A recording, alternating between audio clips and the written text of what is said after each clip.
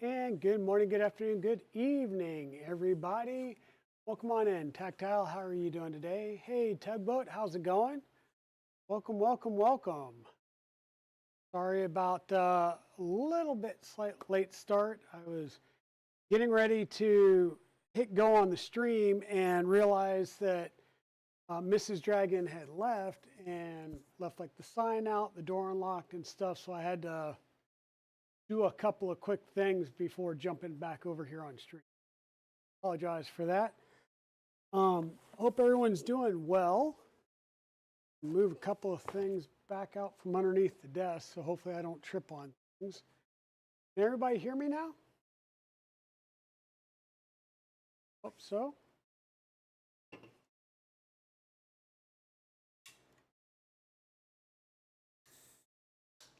Oh. See if we can't get our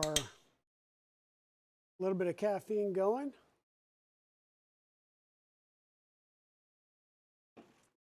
And like I said, hope everyone's doing well this evening.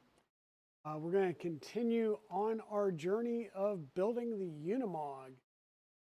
We have the cab, the tail bed, or the bed, the cab, the frame, and we did the motor on Saturday night. So tonight we're going to be starting into the drivetrain, which would be all of the axles. So we're building the 6x6. So we'll have a total of 3 axles, 3 differentials, 6 portal axles for the actual wheels. So we'll be building all of that over this next week in the next few streams. Yeah, get that done and get the drivetrain in place and shocks and all that goodness. So hope everyone's doing well this evening. Hope everyone's got some projects going of their own. Without too much further ado, let's go ahead and bring up the manual and see about getting started. If my system still remembers that, yes, there we go.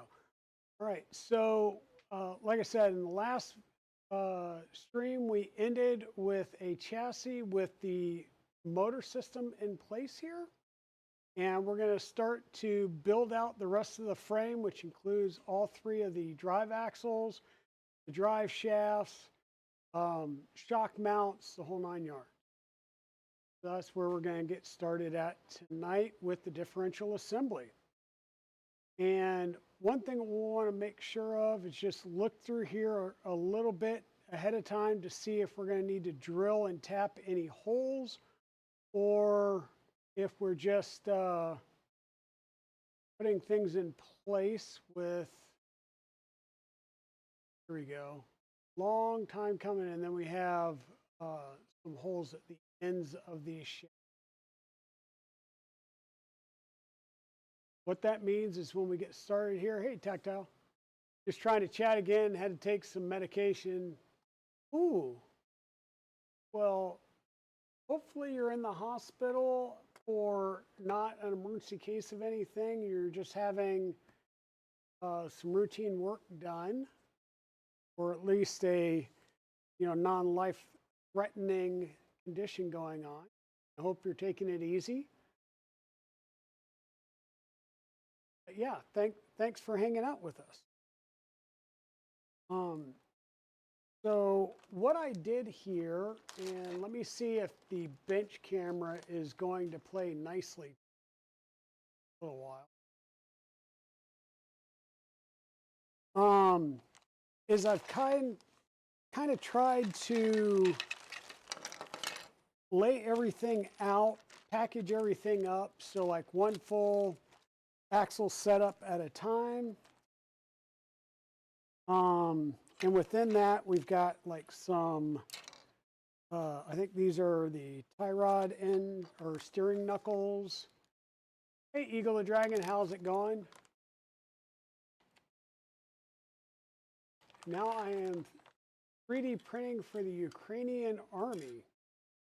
Okay. So once again, we'll have various pieces. I know these will come later for the actual portal axles, which are so you've got main drive axles, and then those drive gears for the actual portal axles, which will be this stuff here. We'll get into that in a little bit.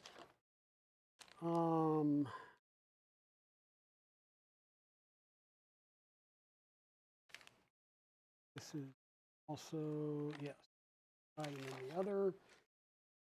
This is what we're going to be looking at first. Different. And for psychiatric, because of the things you do, gotcha.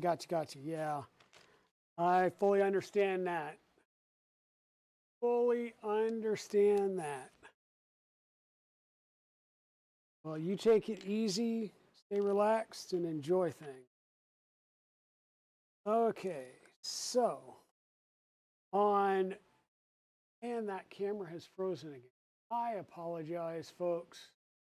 I've really got to figure out why one of my cameras keeps freezing no matter what I try. So bear with me here. I will try and bring this one down to the workbench.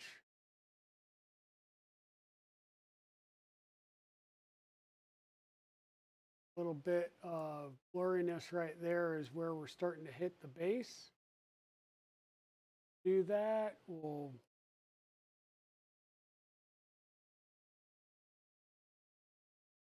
can't really bring you too much closer there without, well, let me see.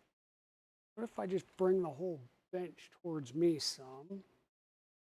Myself little to no real space. Now, can I in a little bit? Just a little bit. Okay. So these little parts right here are the main differential gear pieces. And we're going to need to be threading screws in down here. So what we want to do is on this end, at least go and start tapping a couple of turns in each one of these holes. It's just going to make it easier down the road.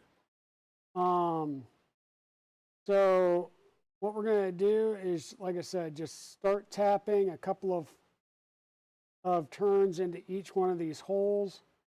And that'll just make our life a little bit easier down the road.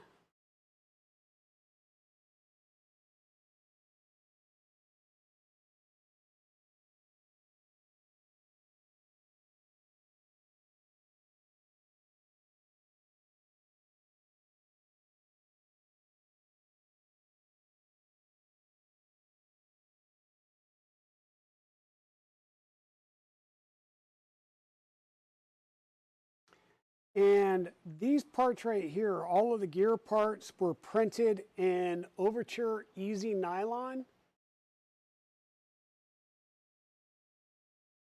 Not holiday can't, yeah. No, I understand being prior military myself and then DoD contractor for several years. There's, yeah, there's some baggage that comes with it. So all the screws, or not all the screws, but pretty much most of the screws that we're using here are M2 by something or other. So what we're doing here is just tapping these holes with an M2 tap. Because it's nylon and plastic, it's not like you have to do, you know, in a turn, back half turn, in a turn, back half turn type of thing.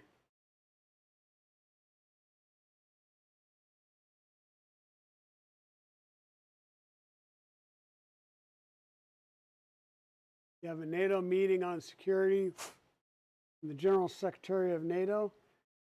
Yep, been there, done that. I spent many a day over in SHAPE headquarters in Mons, Belgium, and then traveling over to NATO headquarters itself in Brussels. So for whatever reason, they normally had us base out of Mons and then drive over to Brussels, and I know what it is. It was just cost, right?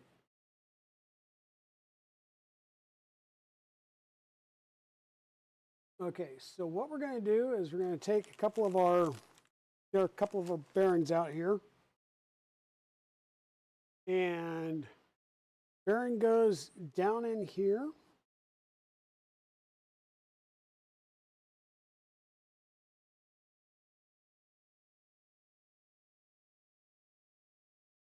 Lined up well, or is it a bit of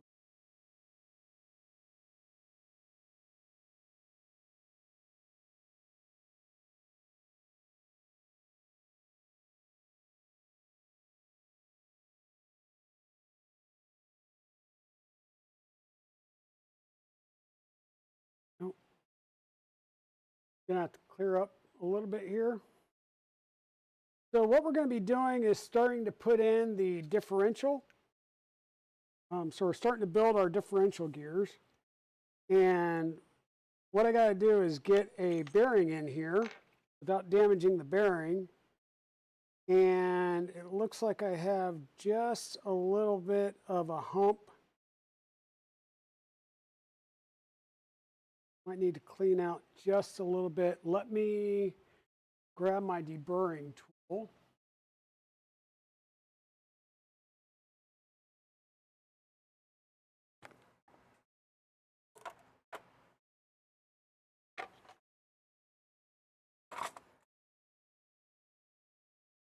Yeah, what we're doing is we're building the differentials for, in this case, one of the 3 axles.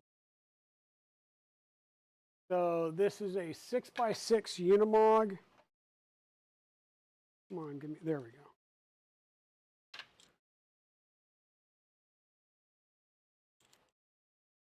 And once again, all these parts were printed in nylon. And can't get in there that way. Nope. I have to do this the hard way.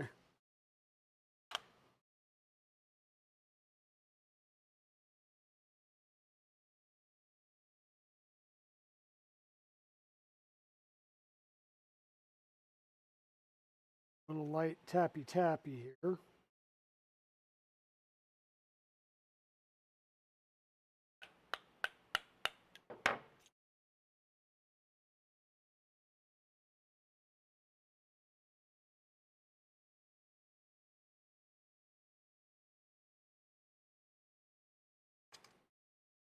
A slightly bigger one. That'll work. So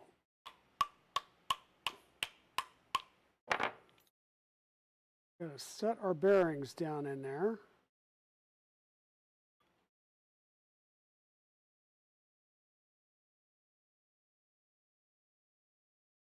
And depending on your print tolerances,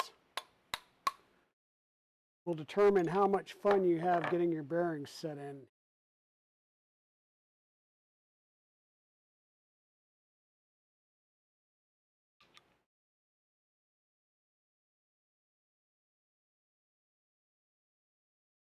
Probably what I should be using would be a socket and going down over the top of like a 1, 2, 3 block or something like that, where I have a hole that I can pass through. Because you don't want to deform the bearings in the process of trying to get them seated.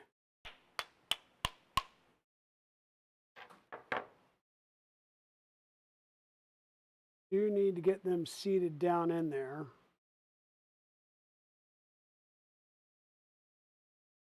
Make sure they're evenly down in there, all the way around the inside of your differential shaft or gear.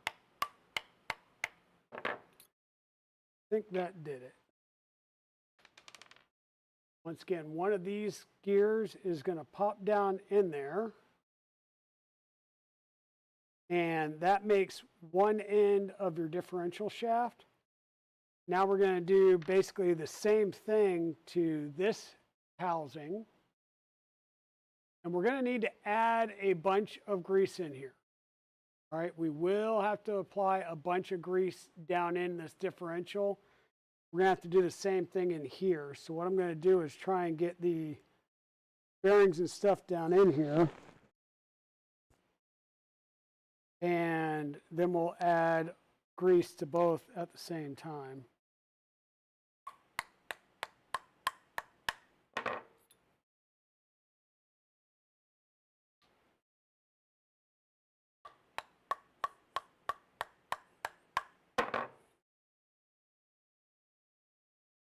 Oh, I just angled way too much there. Hey, Raid from Asylum makes.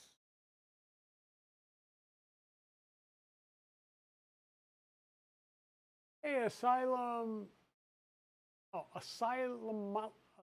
Life makes. Welcome on in. Hey, Nate's Print Shop. Lady asked a lot. How's everyone doing tonight? Hey, Pez Liz. Look, look, look. Everybody's coming in.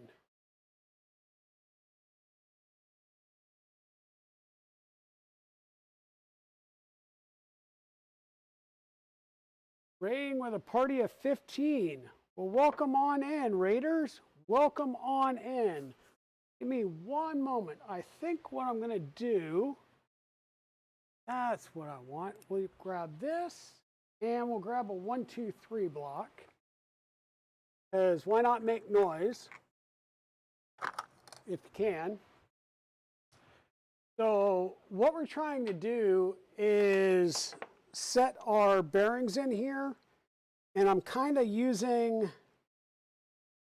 the shaft or the handle of a ball and driver to help me set these in here and get them pressed in.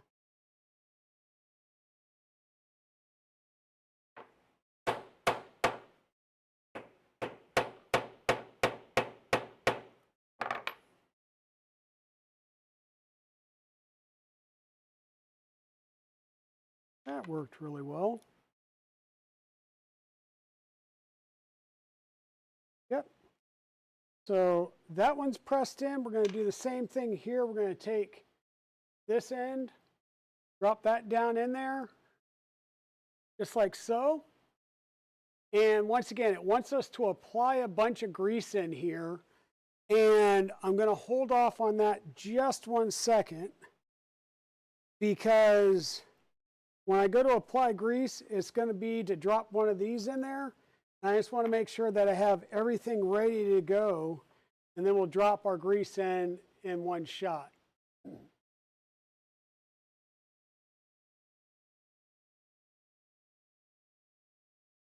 I missed a lot of chat, so give me 1 second to scroll back up here. So welcome on in, Asylum Life Makes.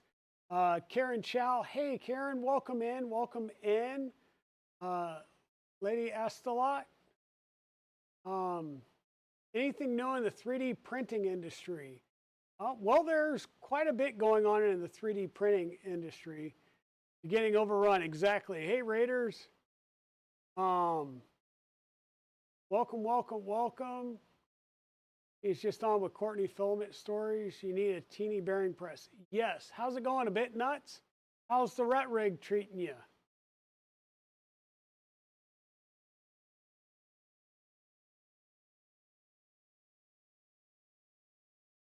Yes. And I am in North Carolina. That is correct.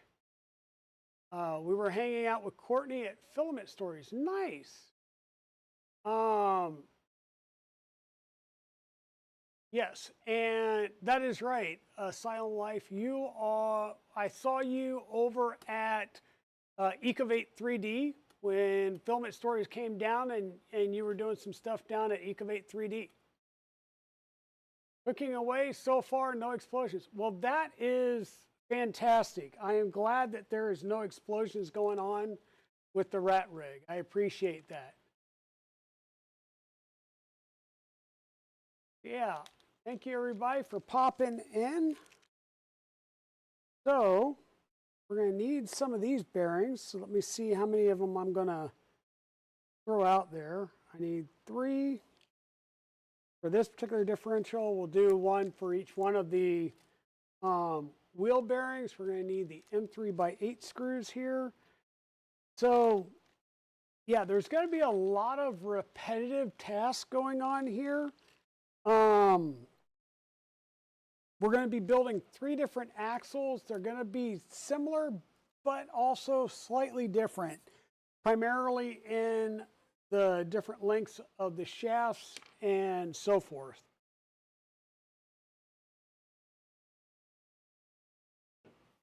Each one will have a differential because this is a 6x6, so each one of these will have its own differential. That's how it's going to be transferring the power to the actual gearing and to the wheels. Oh, I'm like, what is going on there? So bearing one of these and this. Don't panic if the hole feels too big. It is by design. So, okay, and it does feel pretty big. So apparently the screws here, the M3x8s, are basically just acting as a shaft for these gears. So that's good to know. And I think we're about pretty much ready there. And we're going to need to add some grease. So LDO has given us plenty of grease packs. So we'll just use those for the time being. We grab a pair of scissors.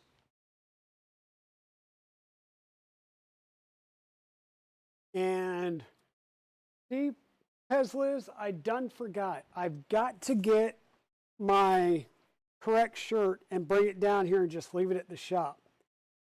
And that correct shirt is the one we used to wear on Saturdays for our coffee and lube streams, because we're going to be using lube a lot tonight. So it does talk about,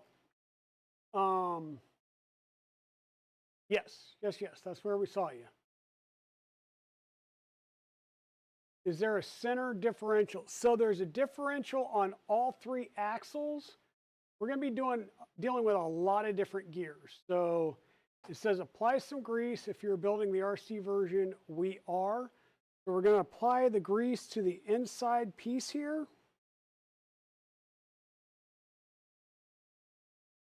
And we're just going to be fairly liberal in said grease. We need to do the same thing on this side.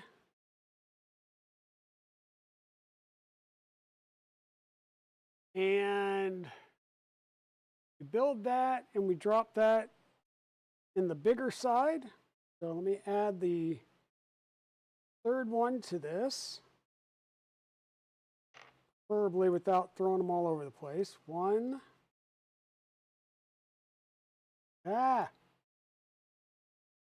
2.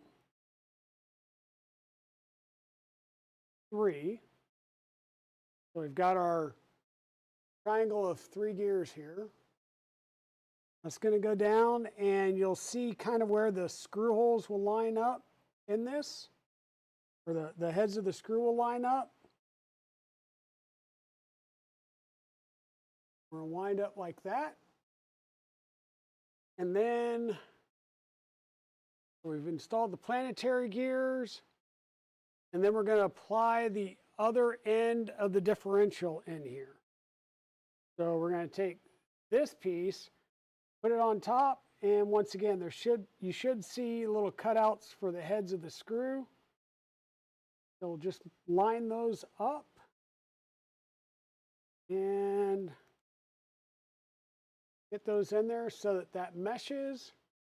And by holding that, I should be able to twist one end and get movement out of the other, which I am. Now we're going to put in a few screws, and these are M2 by 20 screws. M2 by 20s. And I should have drilled this a little bit, but I didn't.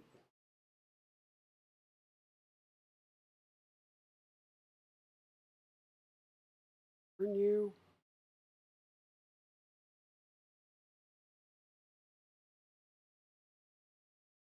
Stop already. Head of my driver is magnetized, so.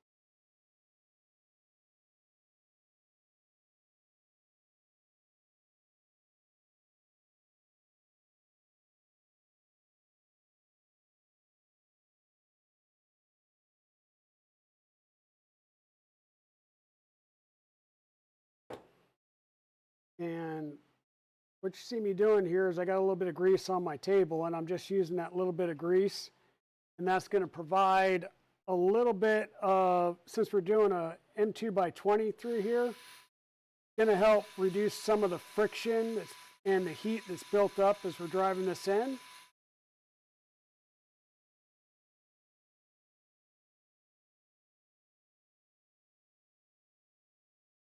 Two, and one more.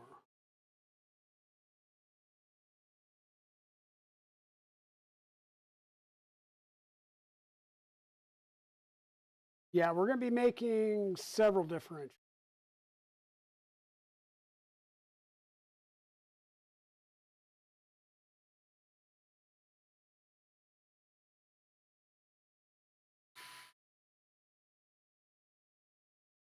So we have 3 axles here, and this is a 6x6, so we will have 3 different differentials going between the gearbox and the each of the axles. So I'll see if I can't get an angle on there where you can see the holes in there. And as I turn the back, the front is turning. So that is working, and we're getting some of that grease moved around in there. And I am going to come back and just double check this by hand and make sure that we're nice and snug on these.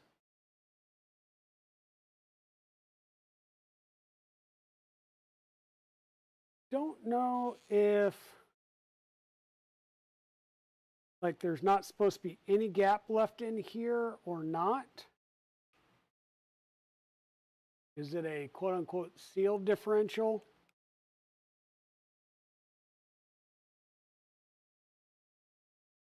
Yes, this is the Unimog. The files are by Casadio.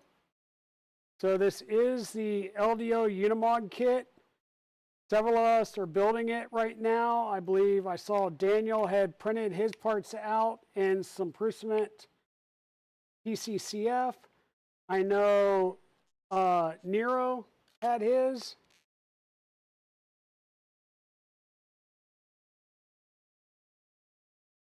And he had printed his out in, well, his gears were printed out of nylon glass filled.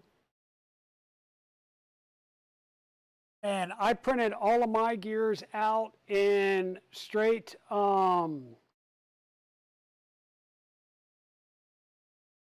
okay, we're going to put M2 by 10s in here just as reinforcing pieces. So I printed all my gears out in straight nylon. I didn't want any glass-filled or carbon-filled parts in the gearboxes themselves.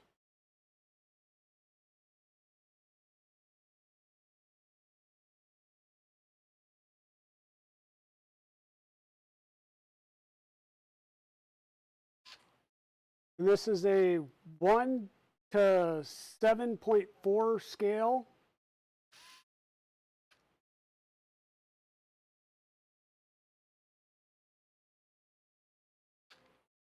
And I'll bring the cab over here in a second and show everybody the cab. By the way, hey John Doe, how's it going? I saw you out there at the corner of my eye and I keep getting distracted and not saying hi, so my apologies.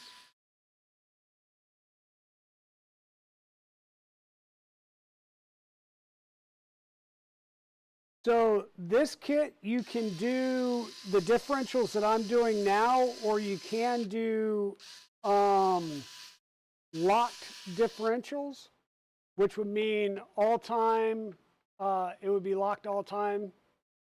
We're going to do 2 of these, so we need to do 1 more set.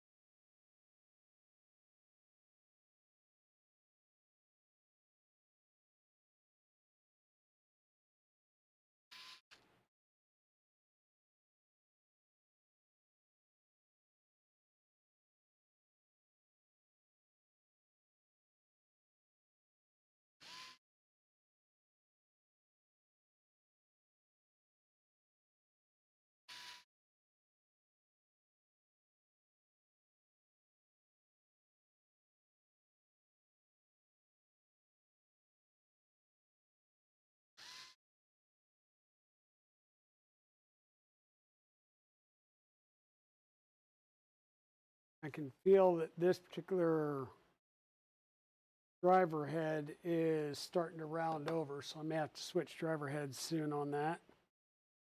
And the other thing we're going to do is, because I know the next step is we're going to put screws through here into these axle ends. Remember, we tapped a ways on these.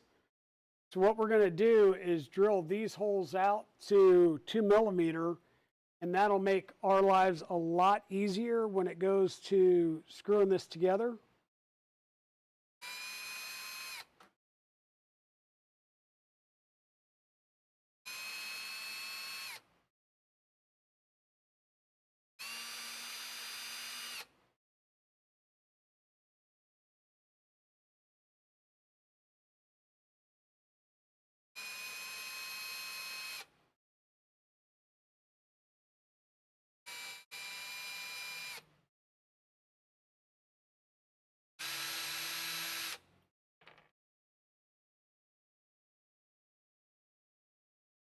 By the end of the night, I'll have a little pile of nylon shavings over here. Okay, and there's going to be another bearing that goes over the end of these. Oh, I guess before we get too far, I did make the comment of how we were going to show off the cab. So this is the cab of the Unimog. Just give you a little bit of an idea of the size. Whoops, there we go. So pretty big.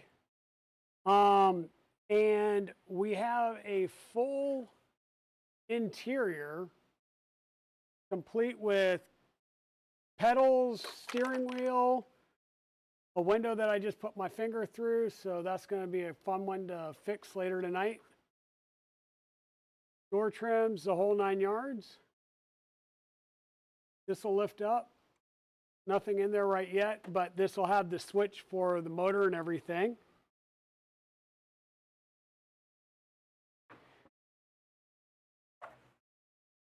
And just an idea that this is the size of just the flatbed for it.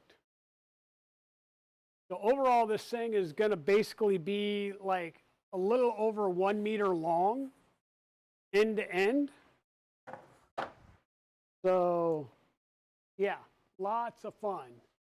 And who is hanging out? Hey, Jedi Spidey, how's it going? Welcome on in.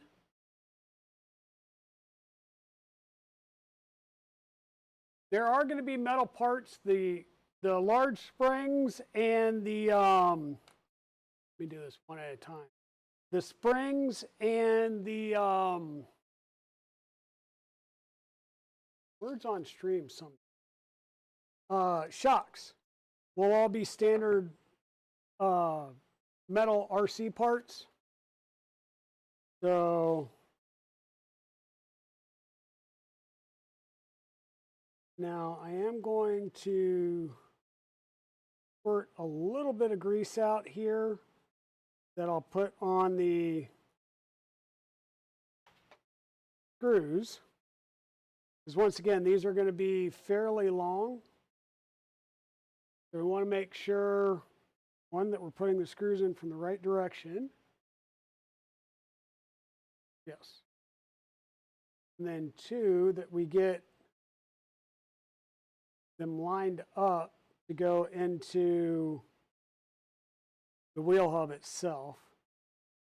I say the wheel hub, but the differential hub.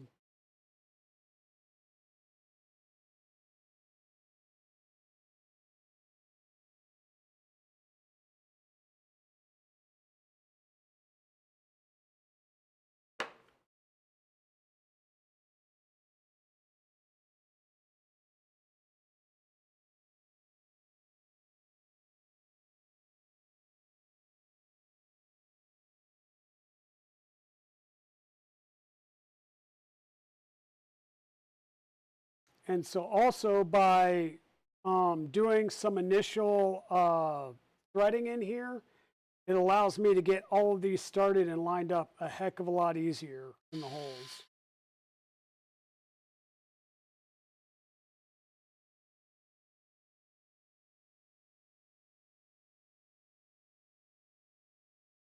Hey, Eagle, how's it going?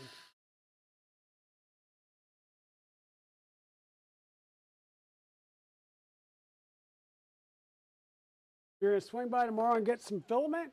Okay. Send me a list and I'll have whatever you initially need pulled, and we'll always have time for browsing.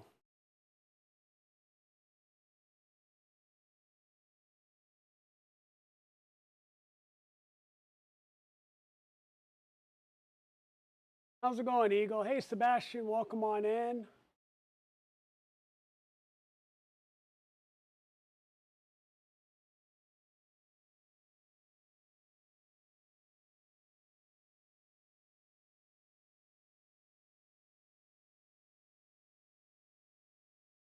Yeah, so what it is you've got, I believe these are basically like limited slip differentials, or you can have full-time locked. If you use the locking differentials, though, they very much say you have to you can't do the shafts in standard PLA. It'll just tear them apart.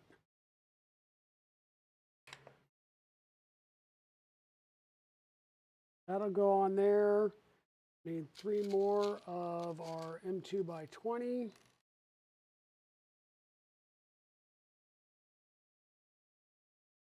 On one end, one on the other side.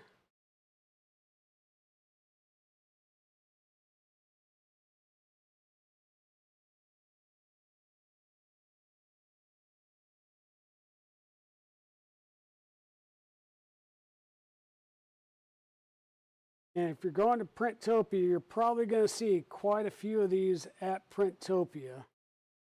I know at a very minimum, LDO's booth will have one because they had one at Murph. And I would expect to see, darn it, fingers work with me. I'd expect to see at least 1 or 2 at Printopia as well.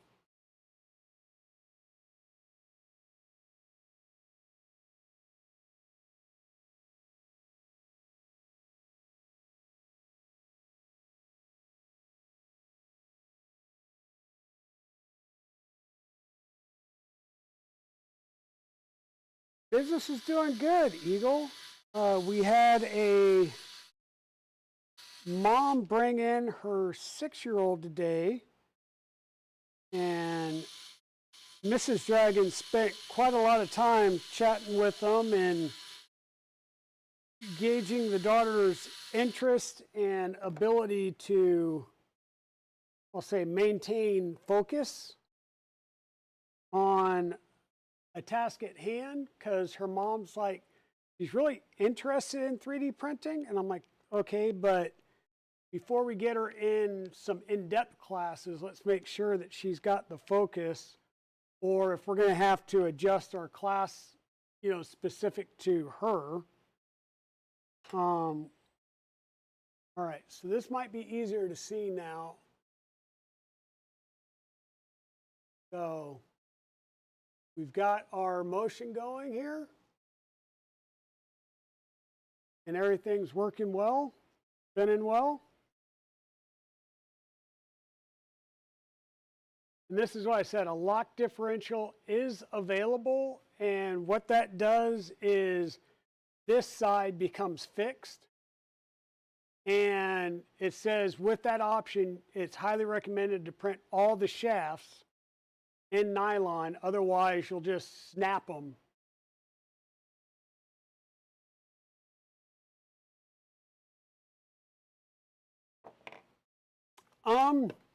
Printopia has traditionally been a little bit bigger than Murph, both in the number of vendors and stuff. But this year, I'll say it's going to be interesting because they've moved it from Baltimore, where it used to be on the campus of a community college, to Philadelphia, where it's going to be in a big convention center downtown. So I'm not sure how many people, like straight makers, will be there having maker tables versus vendor booths. I think that's what everybody's trying to wait and see. Hey, Pete, how's it going? And hey, Timor, over on YouTube. Here for just a cameo appearance. There you go, Timor. There you go. Make that cameo appearance. Okay, so we have our basic differential here. This is our little assembly. Make sure the shafts can move freely. They are moving freely.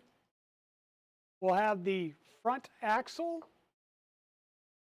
And we're going to need two M2 by 12 screws. And these are going to go all the way through the end U-joints.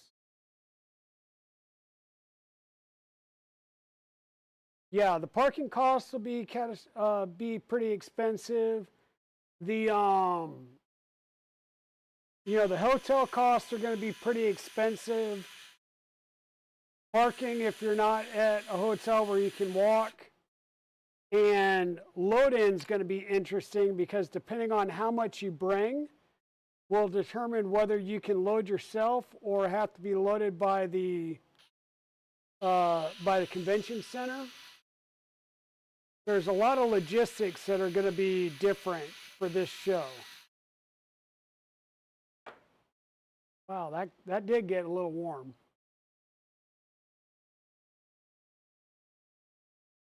So front axle assembly. Do not confuse this shaft with the one of the 6x6 version. This is the longer axle of the build. And I am pretty sure that I have pulled out all of the right axles. And we're going to take and put a bearing at the end of it. Pull it tight all the way to the end there. Okay. And then the little short axle, the shorter one, we're going to do the same thing. We put in our screw and we're going to pull our bearing on to the end. Just make sure it's pushed all the way up against the little stop there. All the way around. Okay.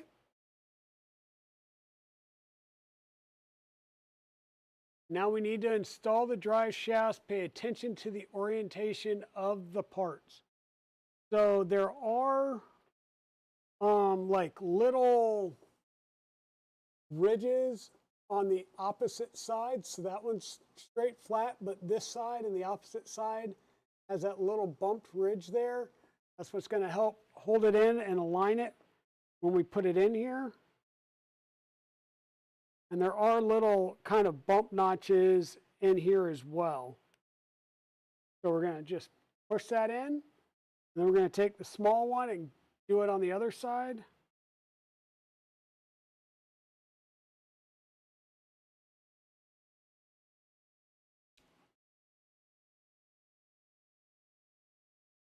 Make sure that that's fully in and that once again, everything is moving. Right? And then we're going to install that into the housing. We're going to take our housing, we're going to make sure that all of the paths through here where our pieces are going to sit are nice and smooth. This is our last chance to get in here and get off any last little pieces of material that are caught up there. I know Nero was taking a little deburring bit. Hey Nero, Canuck Creator Taylor was taking a deburring bit on his Dremel and really getting down in here. What I did was, one, used my fingernail. I found the edge of my fingernail was really good at getting out any of the latent support pieces in there, as well as my handy dandy KB3D screwdriver slash pry bar slash scraper. So if you don't have one, make sure you get one either by going to KB3D and making an order, or if you order something from me, you can just let me know that you would be interested in getting one and I'll add that into your package. I think I have like 300 or 500 of them from when they came to my open house, or my grand opening.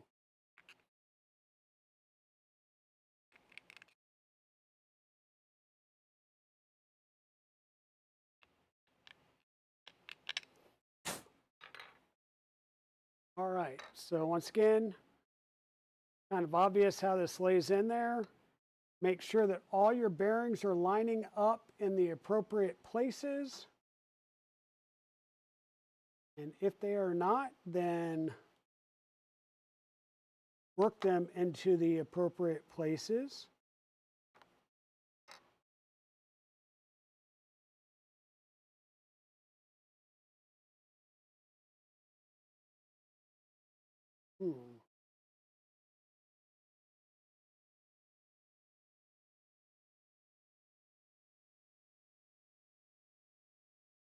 See?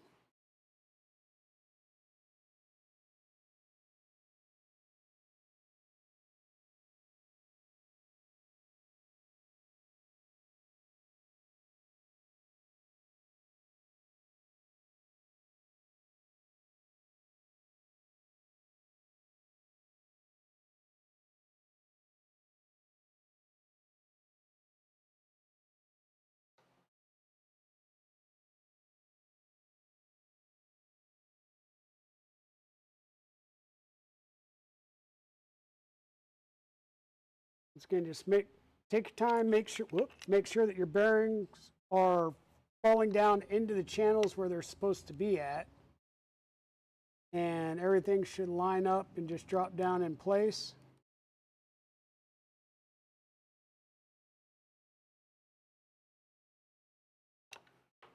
Now is going to be your one time to get this and make sure that everything is right.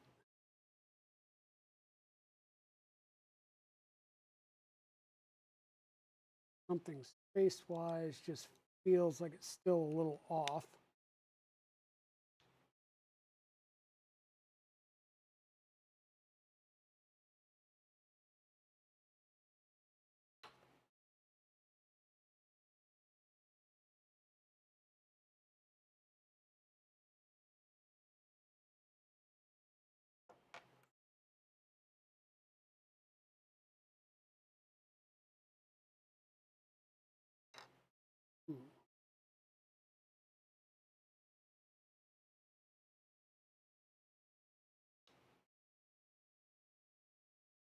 So this side is good. It's this side that feels like it's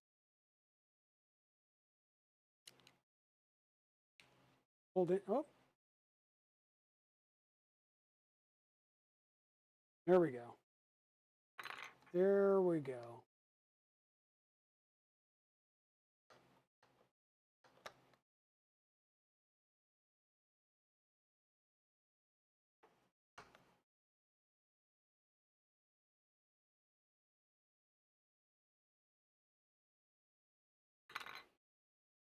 All right. Make sure the bearings are properly seated, otherwise the top cover won't close properly.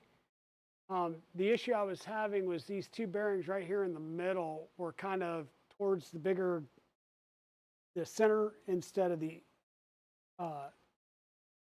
towards the center round instead of the edge rounds, which was causing it to not sit down in the valley right in the middle. Get that going. And it's probably going to tell us to put, I'm going to say a whole lot of grease, but apparently first we got to do this part. So we'll set that over there for now. Grab our other little bag of parts, which are going to be this next diff piece.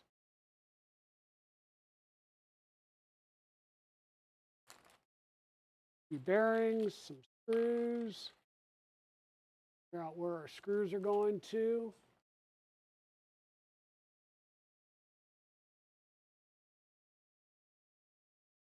So the screws are going to be going through this piece, into the back of this piece.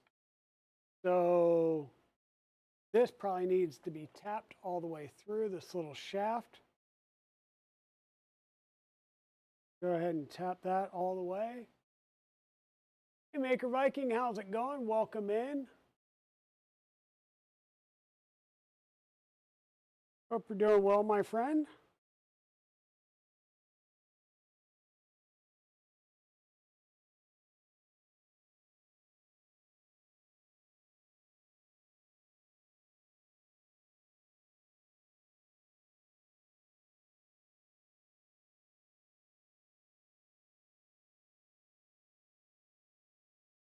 I'm going to tap as far as possible through here.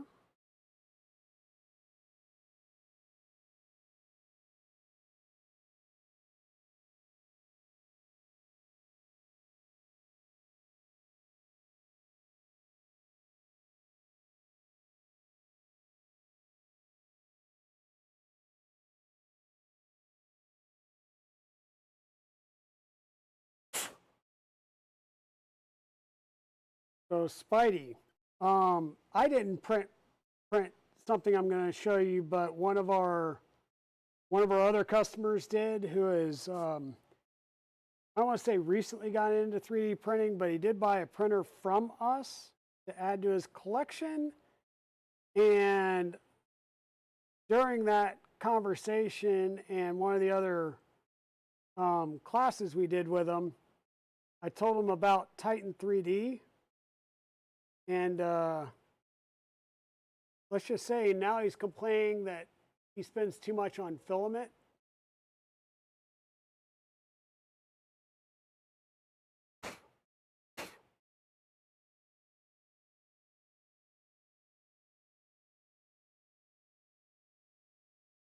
It's pretty bad when you can't tell which screw or which hole you put.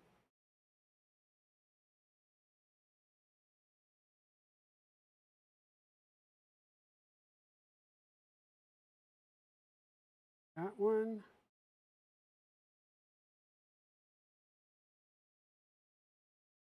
That's the one that.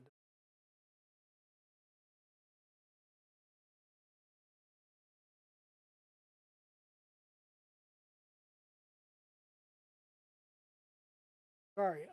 Got some work done on SindriCAD. Nice. Very good. I'm doing well. Yeah, spend too much. Yep. Yep. Well, he's retired, fixed income, you know, that whole stage of life.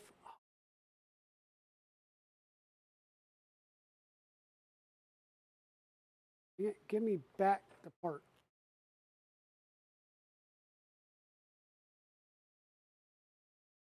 Yeah.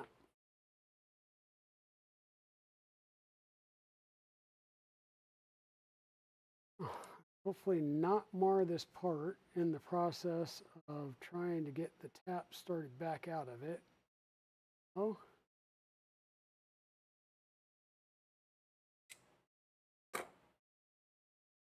Nylon, good tough material. Hey, Agent Cola, how's it going?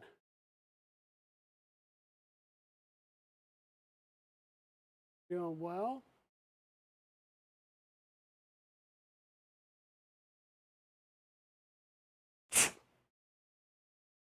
All right, so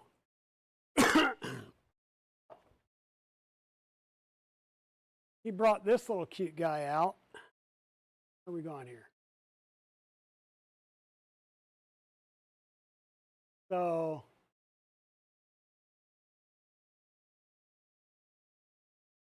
bring the bits to your violin and knocking out schoolwork. Gotcha. Uh-oh, ad. No ad.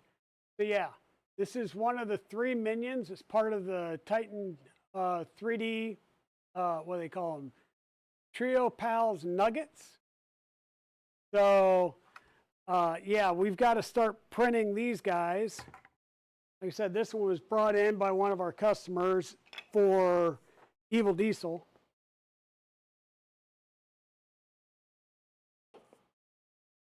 So, okay, so we've tapped this one. Screws are screws are going to go through here, so we'll drill out this side.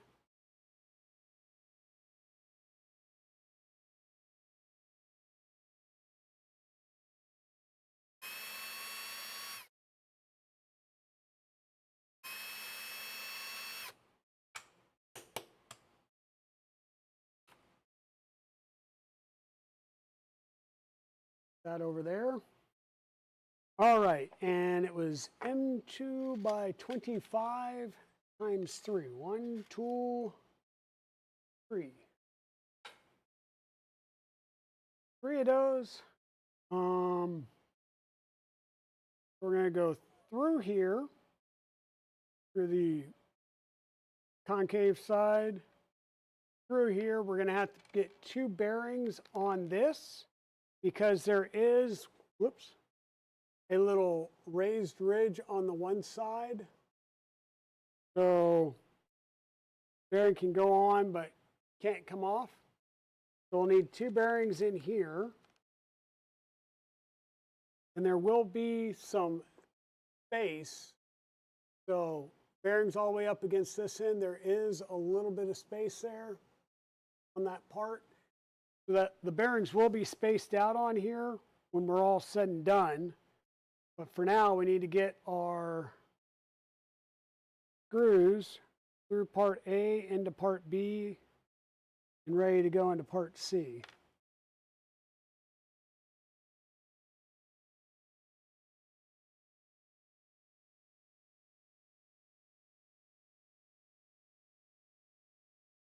One goes there.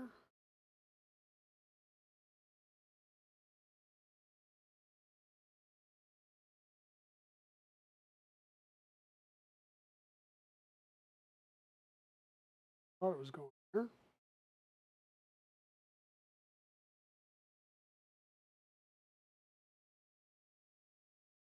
Dang it.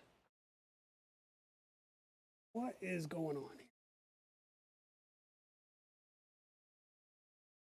Let me guess. I ran my holes through the other side, which did not go all the way through into this side. So that was awesome. Perfect planning.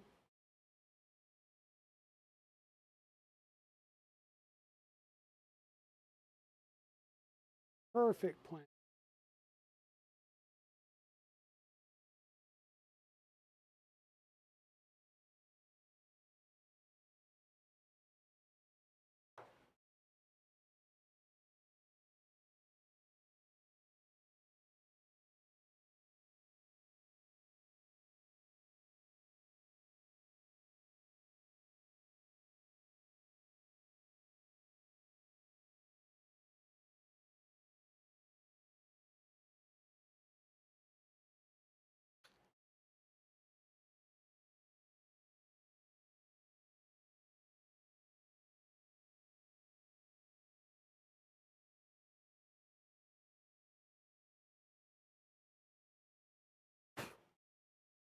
Two through. Now let's see if we can get the third one.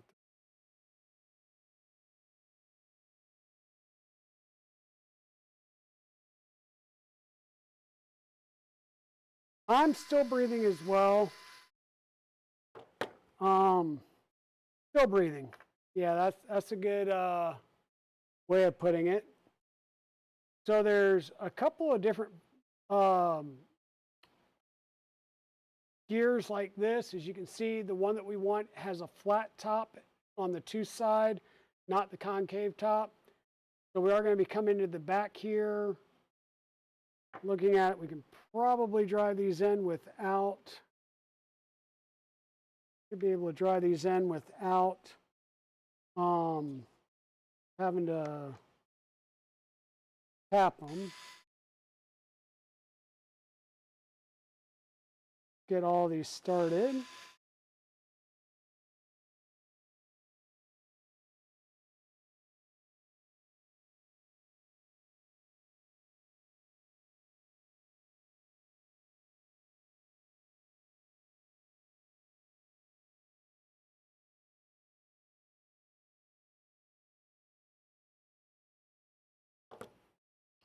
Finish them off with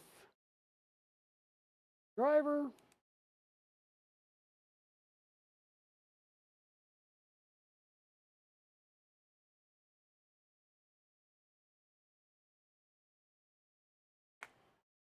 Hey, Tinkering Techie, how's it going? And Kay Fegley, how's it going?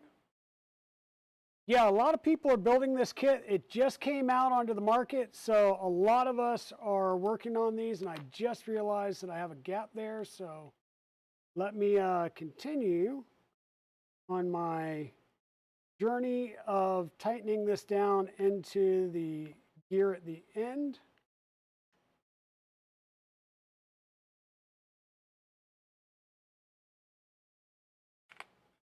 Over here so I don't mess up that nice Weir driver that I just got.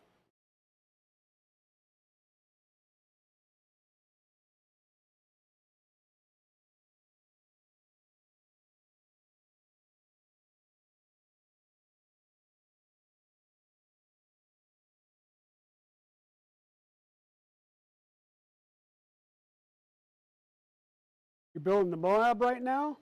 Awesome. Yeah, there's all kinds of awesome RC, 3D printed RC builds out there right now. And I'm trying to get my feet wet with this one because it's got the LDO kit, which will have everything with it. And then next would, I say next, I'm already looking at the next, as in the follow-on build that I will do.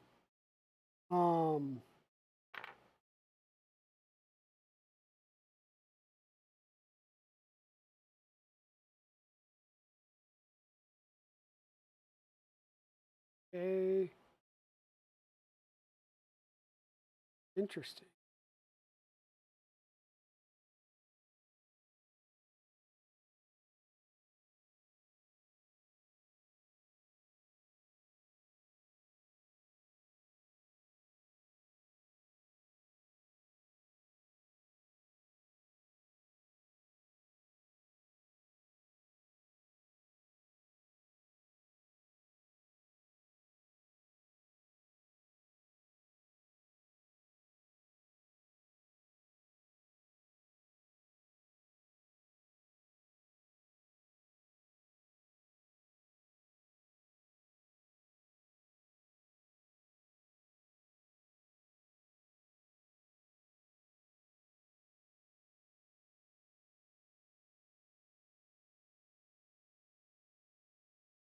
Okay.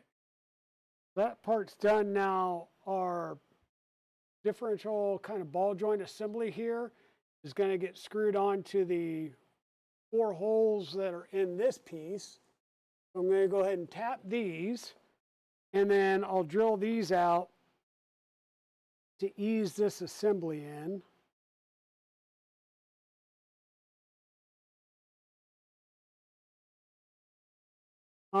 But yeah, the Casadio, they've got this one and the there's like the Subaru and a couple of others that he's got. And this one, he actually runs it around with the Subaru on the back, which is kind of cool.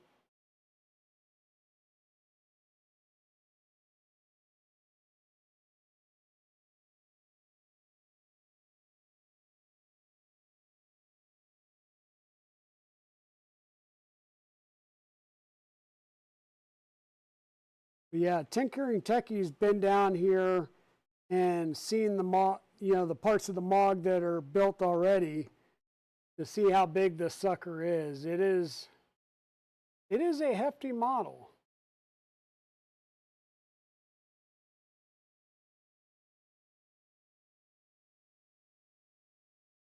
Four days left to get the funding goal. So if any of you are out there and you have not gone out and joined Tinker Atlas, I would highly suggest you go out and join Tinker Atlas and support our good friend there, Maker Viking, and his endeavors.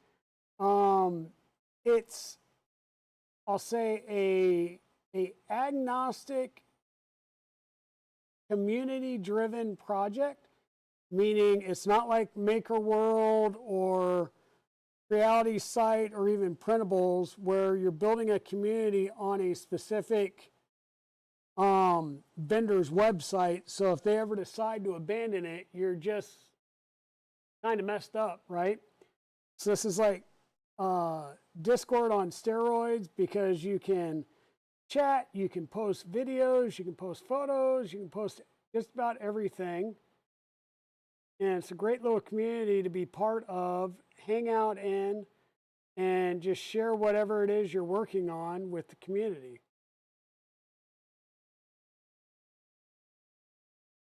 So if you can, go out and partake in said community. If you can help keep it alive through donations, and do so. If not, then still be part of the community, because we're all part of the community. We all get better when we all hang out together and support each other. Yeah, Steve Builds is doing, yep, the Subaru during, I believe the Subaru is on his members only stream.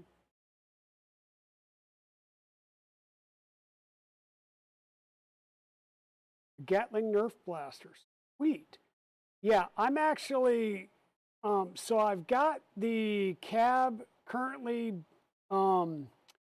It's in Bamboo Lab metal oxide green with dark gray for the carpet and some of the interior trim, and bone white for the upholstery.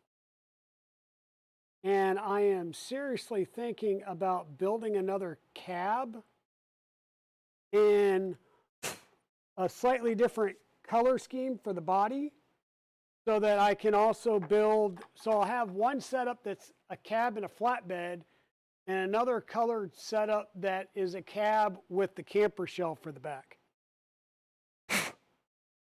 Or at least that is my thought process at the moment. Come on, put it apart. Drop it. Why not? How many times is Luke going to drop parts tonight? Good question.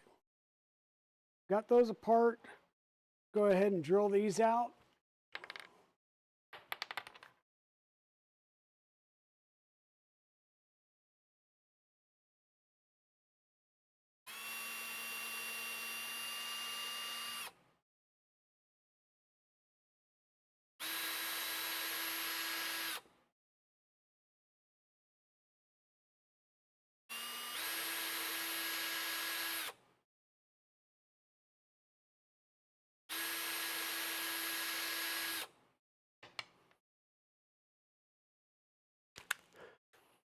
Yeah, and also from Titan 3D, they have a new file out there that is a X-Wing fighter, and the wing foils actually split out, and they're on gears, so you can actually open or close them.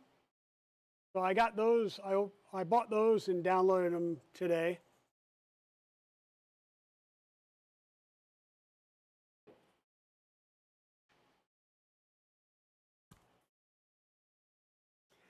Yeah, and I do try and get on there, but I don't get on there nearly as much as I want. Yeah, slippery little gears there. You know, nylon is fairly slippery, though. Ooh, I kind of wonder,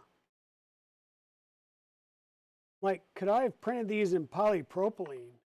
That would have been pretty intense.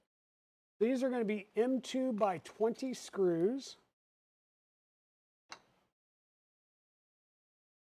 We're going to go from this side all the way through and into this piece here. I'm just going to go ahead and get a couple of these started by hand. Get the alignment going.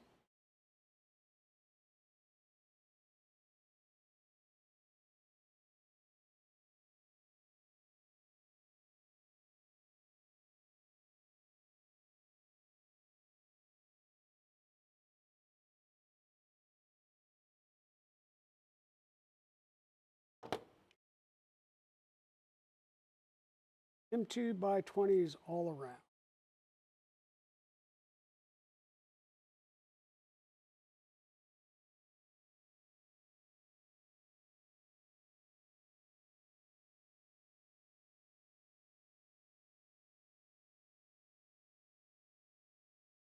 And if you don't have one, I highly suggest an electric screwdriver. This is a Fantech. I think it's a S2 Pro model. Whether you get a Fantech, a Hodo, or whatever other brand, you're gonna probably want one doing a build like this. 20 and 30 millimeter screws with fine thread pitches. Stuck, screwing in by hand. All right, so that's on there.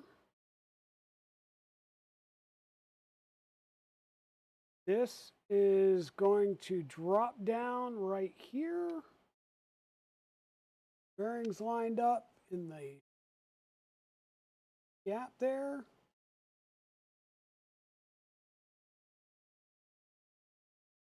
Everything is moving pretty easily. And now it's going to tell us to apply a bunch of grease to these gears. So we're going to go ahead and start squirting some grease in here.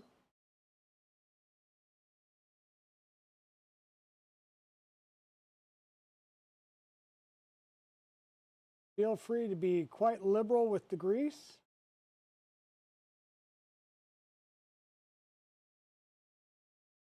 Grease it now or have to come back in and take it all apart and grease it again later. So might as well enjoy while you have it open now. Get everything worked through there.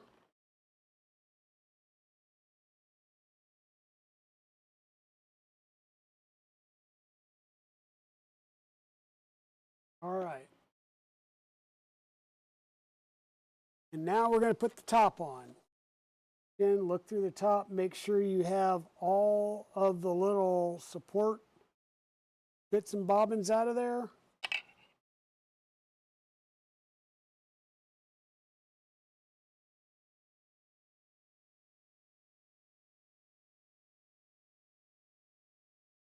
Hopefully everything lines up.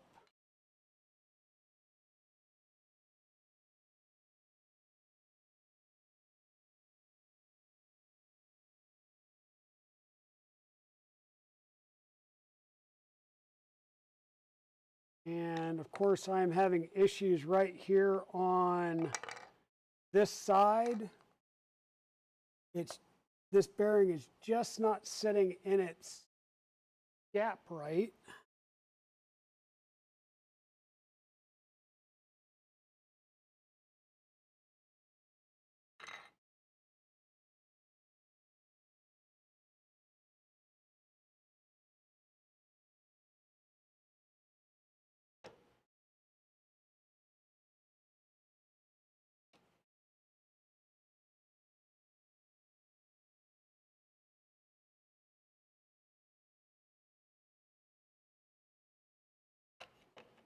course, as soon as I get the one, I pull the other out. So what I'm wondering is if I have over tightened one of these end pieces.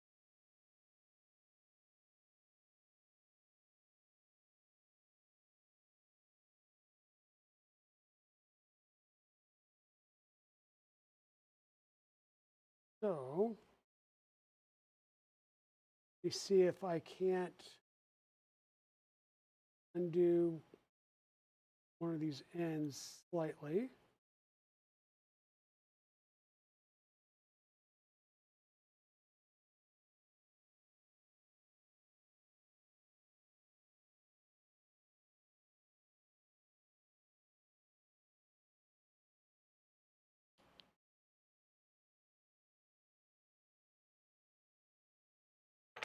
Which is lots of fun when you've got grease everywhere.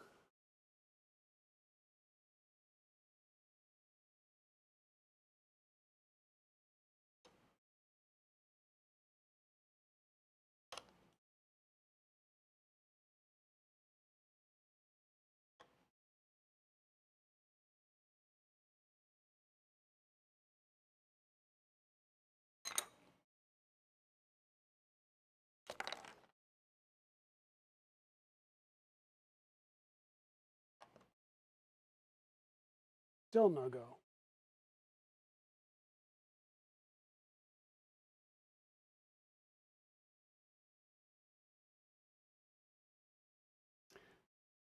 Is it the overall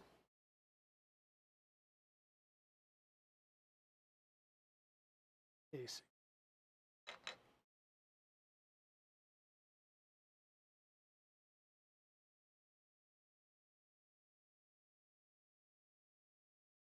Again, it's not much. It's maybe like 1/2 millimeter of play side to side here that I'm dealing with.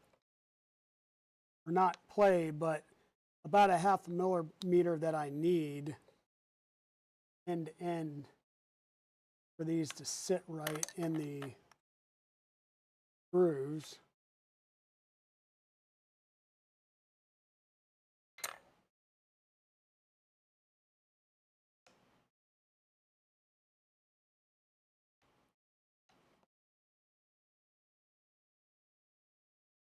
So close.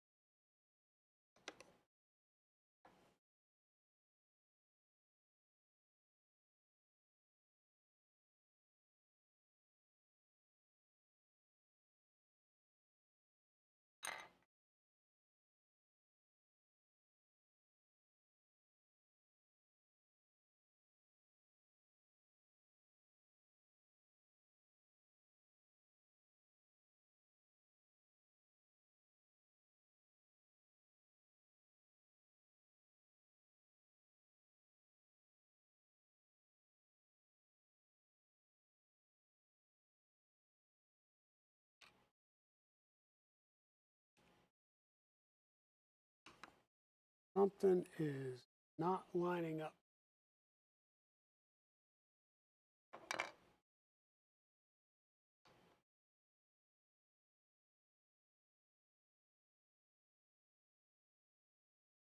This side.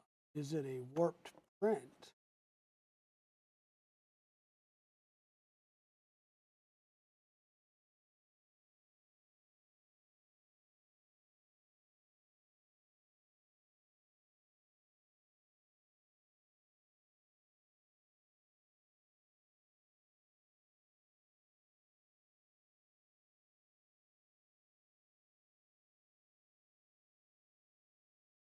I think it's still, this bearing right here is not falling down into the gap. And that's what's causing me the issue.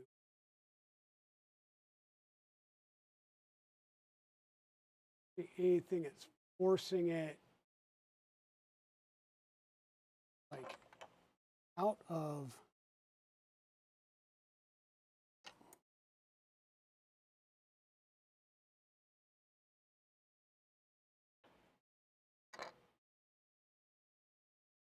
The only thing I can think of is that it's slightly over tightened.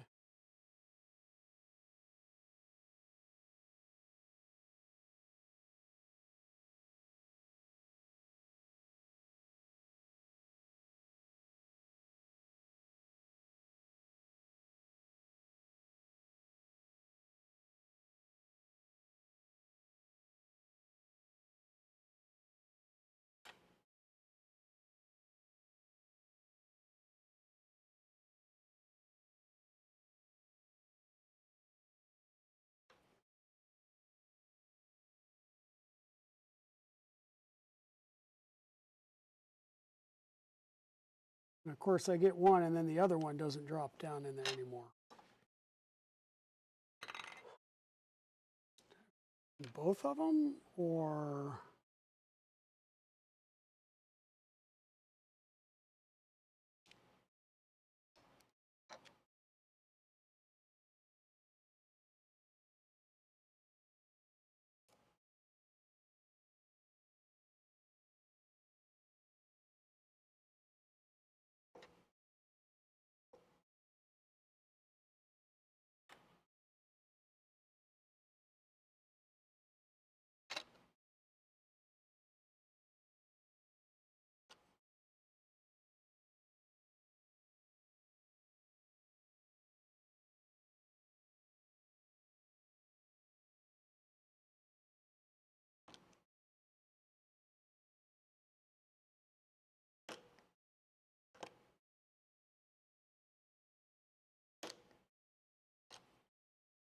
so close, still not there.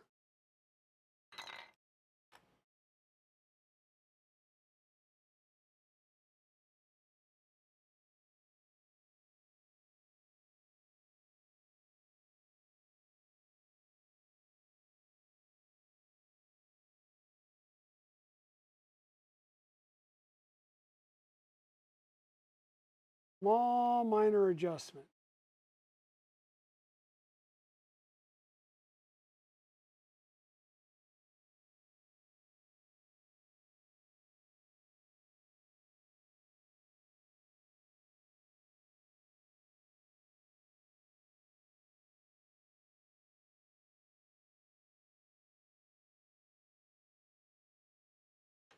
Probably would have been better to be figuring this part out without having grease all over everything, but you know.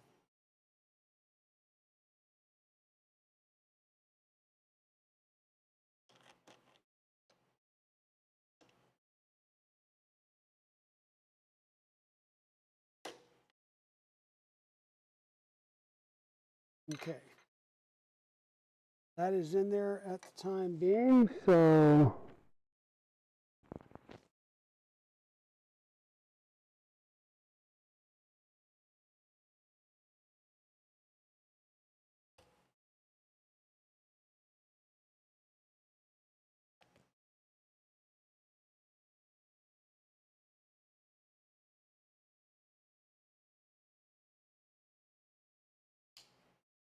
yay, everything lines up finally. Ah.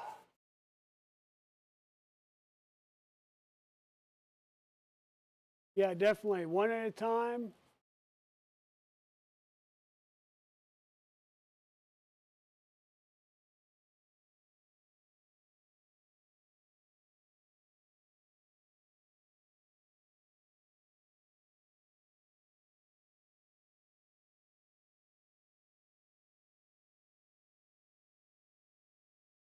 All right, I'm just trying to go back in and check.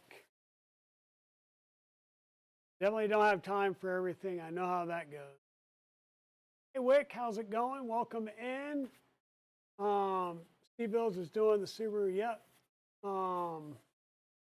Yeah, definitely slippery little gears. While I have this the way it is, I need M2 by 20s on either side of the axle here. So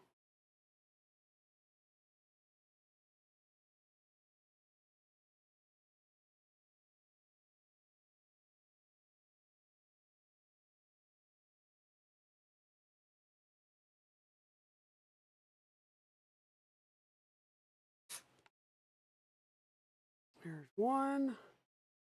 Not fully in yet because it pulled itself apart, but that's okay. We can work on that.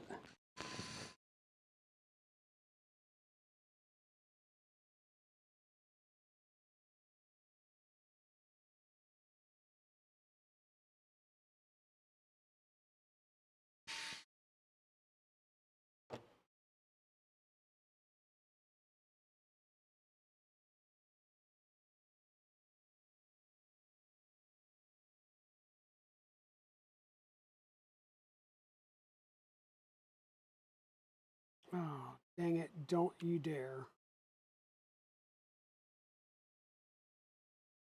Don't do it.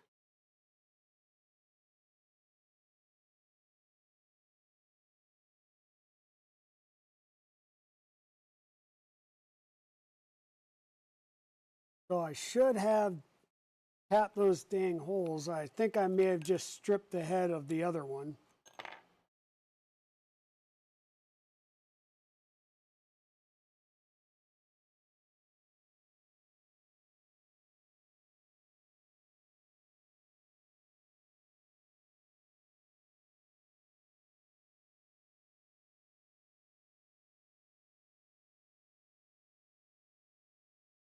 Dang it. I think I just stripped the head of this bolt.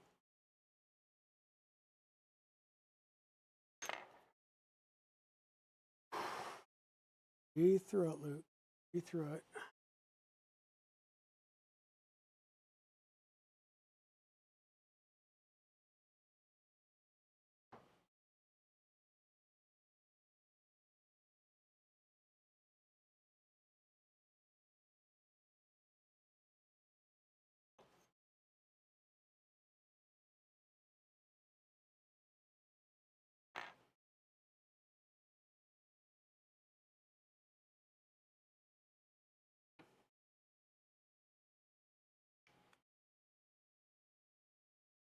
Yeah, we done boogered that one up, didn't we?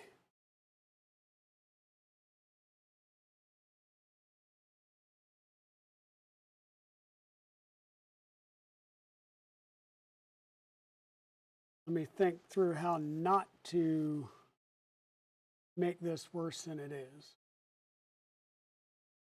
I tap through the back of this and get this one side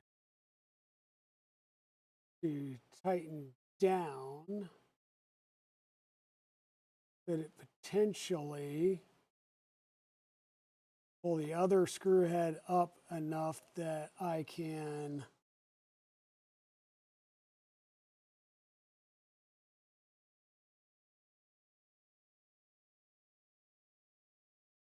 grab it with some pliers and unscrew the stripped head.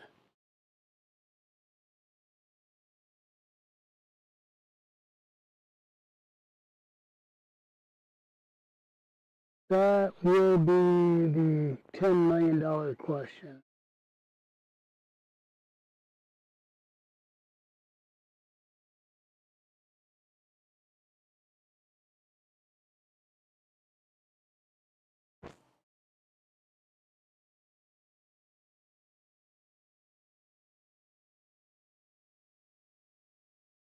Oh, not a problem. Always take care of the doggies.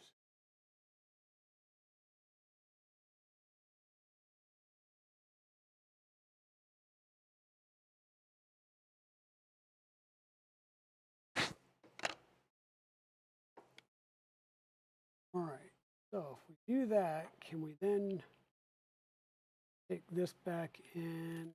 Is it? Probably not.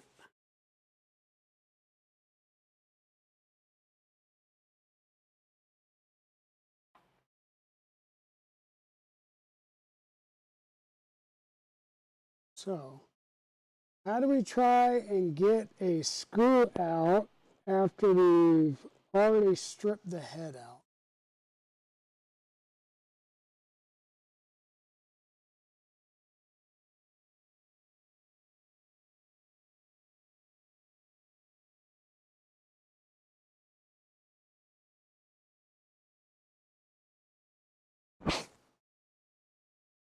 That is going to be the question. Can we drive it out from the other side with a different screw? Or are we just going to screw it up even worse?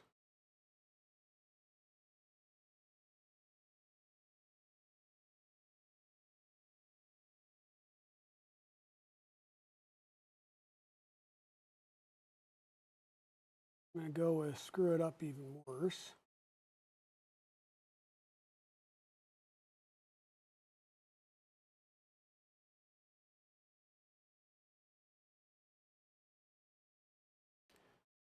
We may be at a stopping point here unless I can do some creative problem solving. I've got a screw partially in, I stripped the head out. I don't know if I've got enough that I can even start trying to undo that screw with a pair of pliers.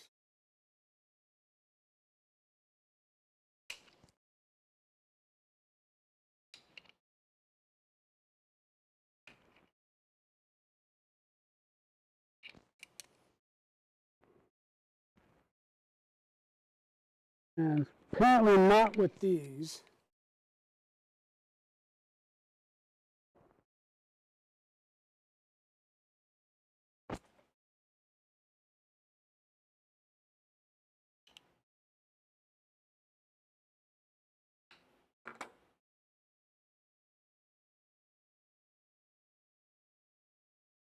Think through this. What else are we going to have to do? Those two shorter ones on the side, but that's not going to pull me tighter to get this screw out.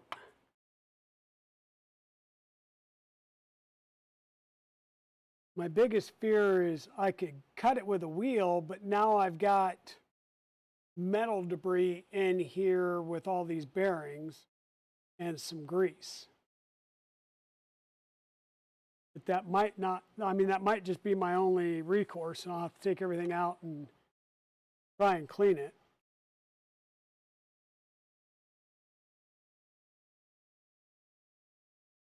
What's everybody's thoughts?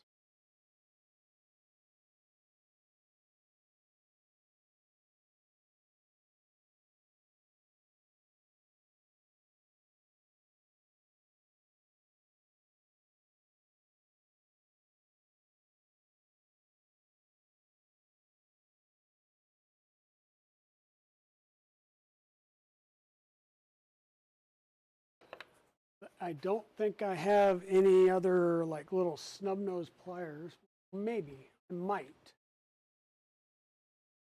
Needle nose.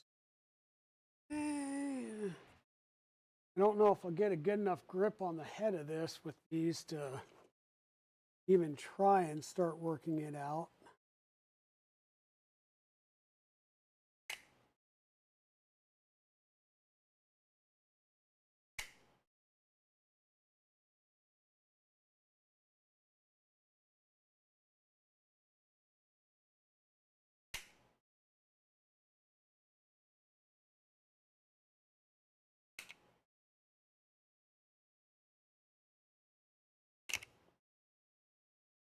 See how many blood blisters I can give myself.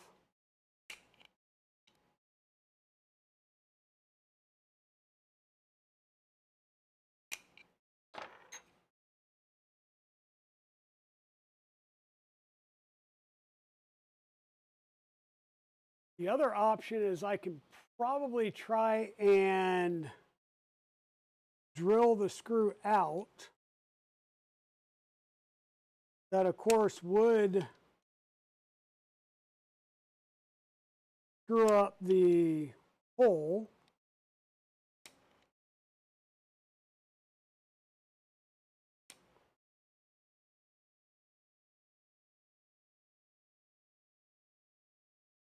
I think we're kind of near that point anyhow, because I'm just not going to be able to get enough of this, the head of this screw, to try and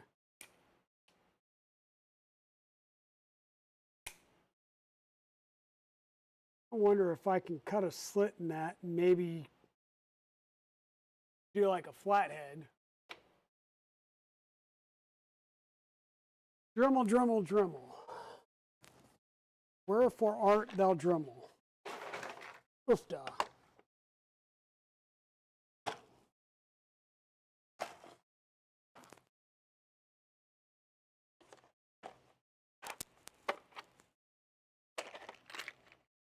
Dremel. Cutting wheel.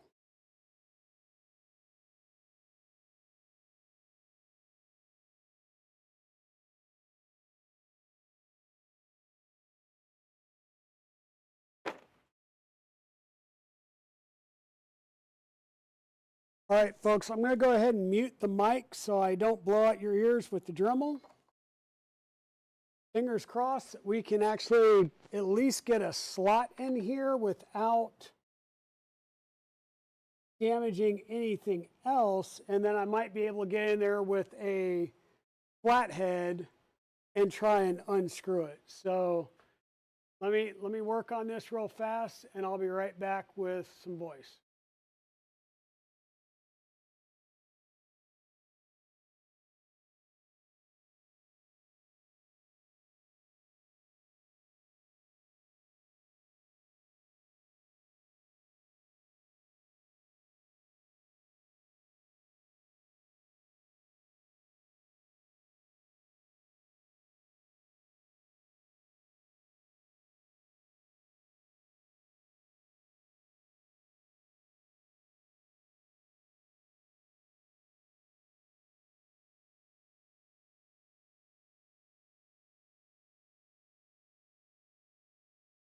Okay. Now let's see if that gives me enough that I can try and pull that out with a screwdriver. I think that's going to work.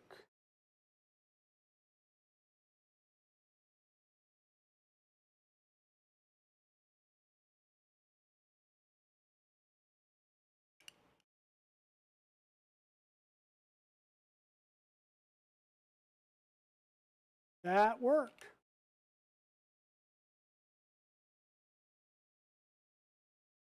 Crisis has been averted.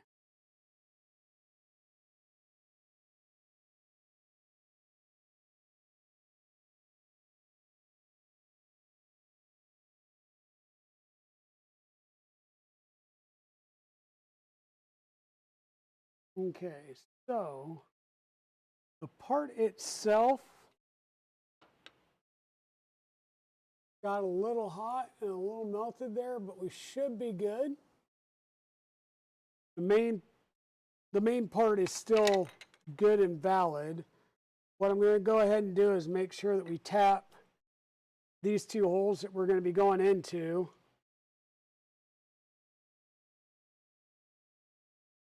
Four holes to make sure that we've got,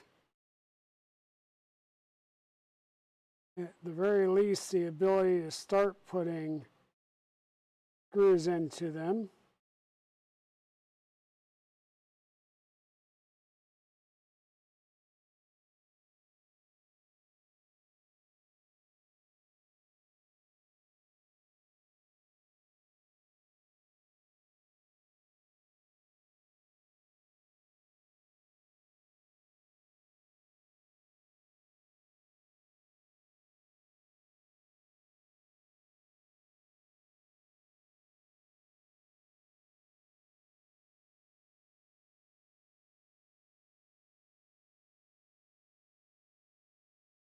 Hey, good night, Pete. Have a good one. Actually, Maker Viking's the one taking off. Good night. Have a good one. Have a good one. Try my flush cutters. Yeah, these are little M2s, and they're kind of a pain in the butt. If they don't start cutting thread almost immediately, you stand a real good chance of stripping the head out. And that is exactly what happened. So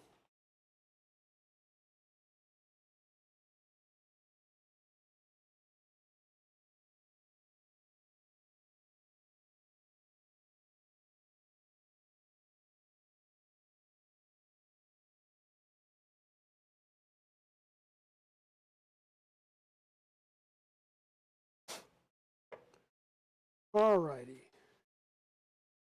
We've got that. We've got that. That's in the right spot. Everything's greased.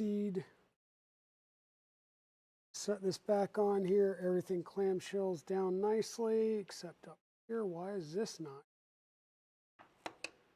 Because these bearings moved on me.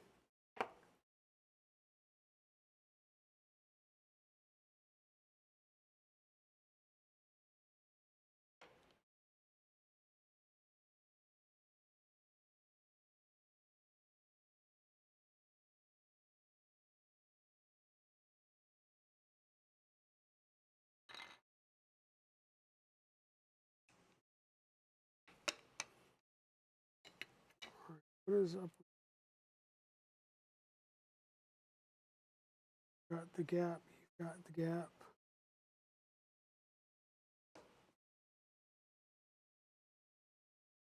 There we go. Now all of our gaps are semi-closed. Take this, put it back in.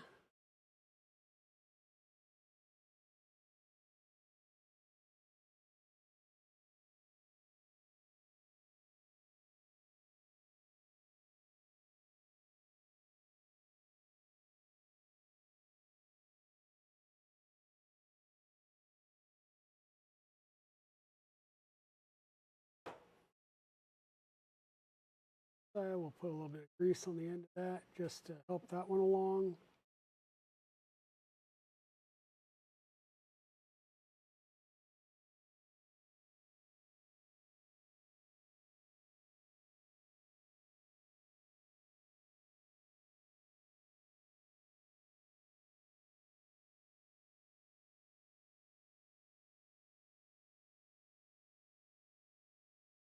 All right.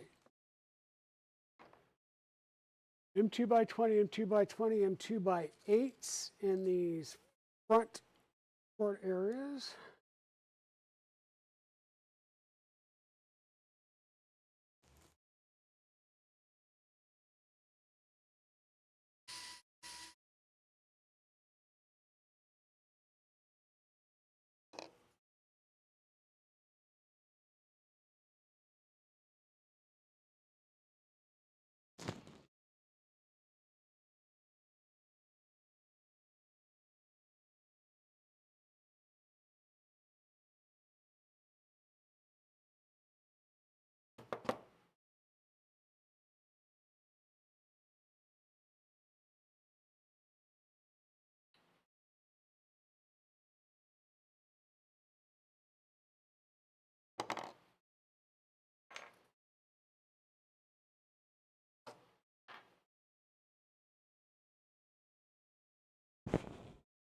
All right, now I'm going to make sure that everything still turns.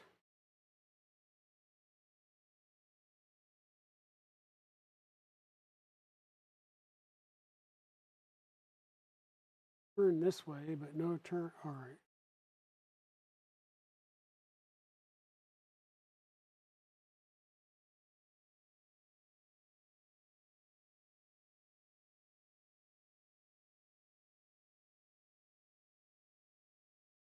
All right, I'm still getting movement, so that's good.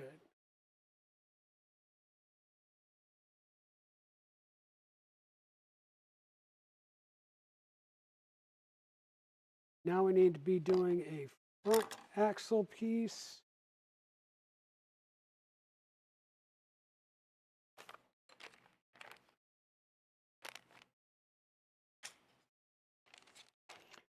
Get this out of the way.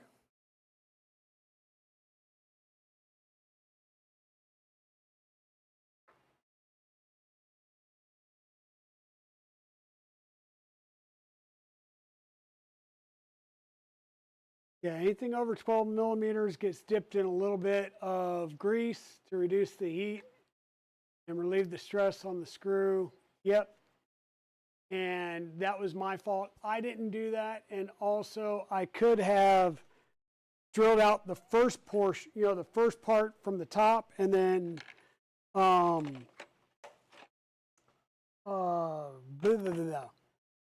drilled the first part out from the top and then did the tapping at the bottom edge, and that would have made my life a little bit easier as well. And I didn't. I just got a little skippy, and we paid for it a bit. So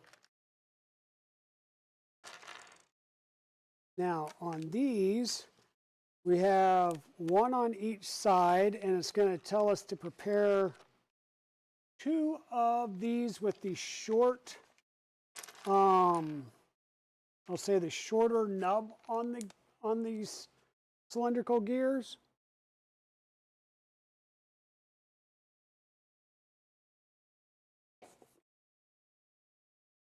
So you'll have a gear with a short nub and a gear with a long nub. We want these short nubs to start with. And we're going to put reinforcing screws down the middle of them. I think I am going to go ahead and try and tap this a little bit to get it started.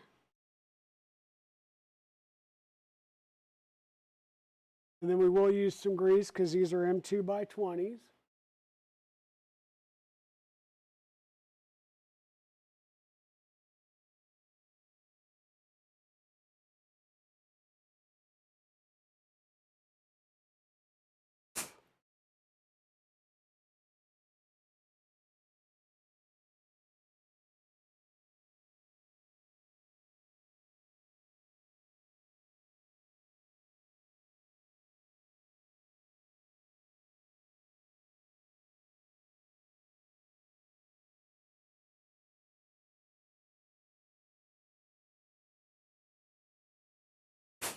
And once again, I'm not trying to thread through the whole thing. I just want to get the thread started. And then grab our, just a little dab of grease on the end of this. As we thread it, we can get it started. Then we'll hit it with the driver.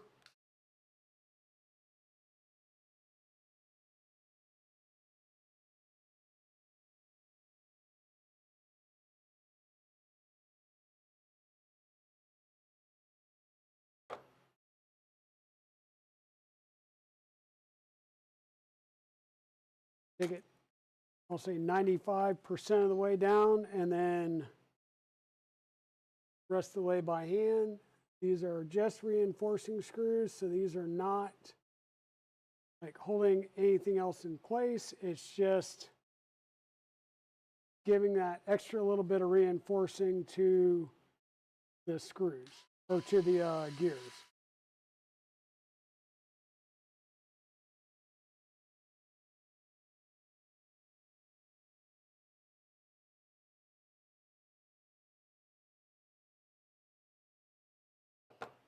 I think I am going to have to swap out that bit here. All right.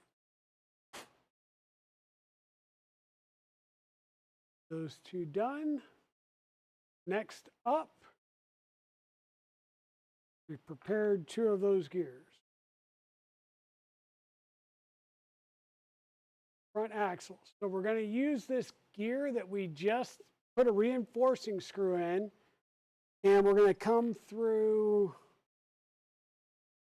this center hub piece through a bearing, through this gray little cap, which is PLA where the black is nylon. I'm going to do that twice. So we grab the right piece. We're going to do that twice. We're going to go ahead and put drill holes through these.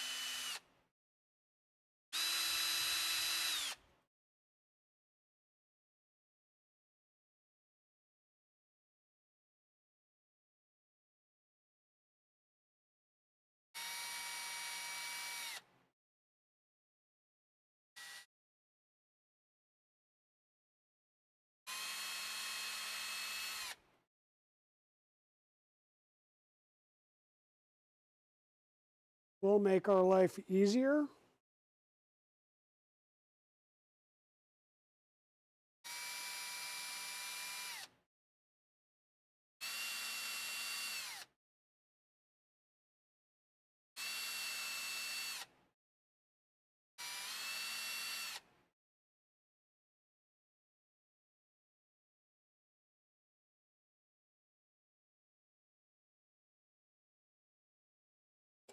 All right, so we drilled through those parts, and we're going to be coming into the back end of this.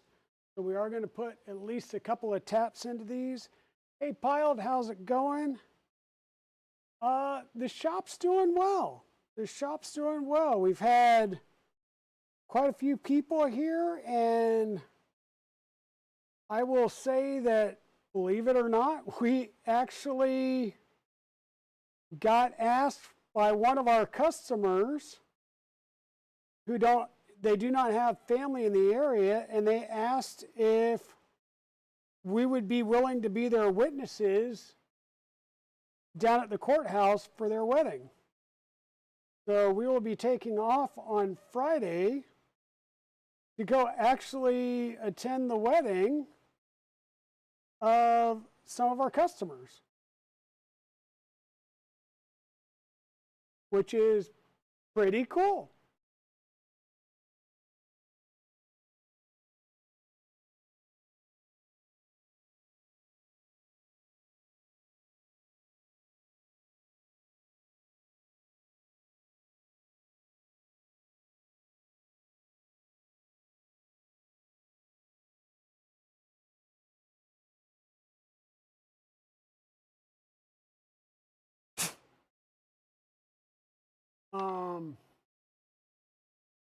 You guys all building the Unimog this week has made me change all the batteries and run yours today.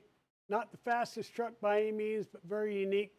Yeah, and that's the thing is you can build this as a crawler, but the Unimog, by definition, is kind of an all-terrain, all-purpose truck. It is not a drag racer or a sprint car or a Subaru Impreza or anything like that, right?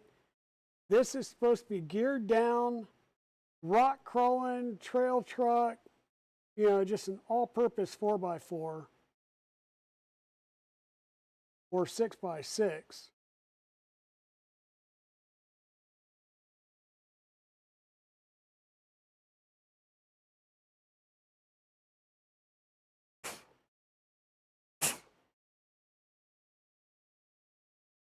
So, you know, if you want speed, go grab a different truck that's got different gearing, but this is geared more for a little bit slower, a little bit more leisurely pace. Hey, Waters, how's it going?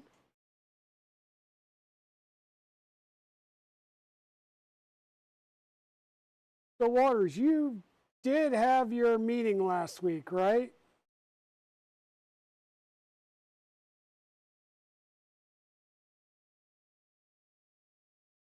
Oh, staying busy. Yep, staying busy. We got all kinds of stuff.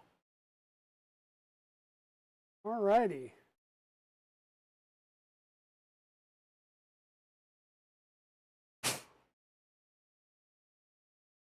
Yeah, we've had a couple people in here this week that have mentioned the other store in Raleigh. Working the warehouse time or job full time. Nice. So we've had a couple of people here that have talked about, being at the other store when they came down here. We've had the folks at Tyson did reach out to me. So I do have contact with the folks at Tyson.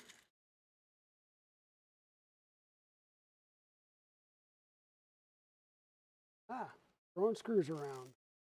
All right, so what I'm going to do is go through here. Bearing these. Okay. Clean up when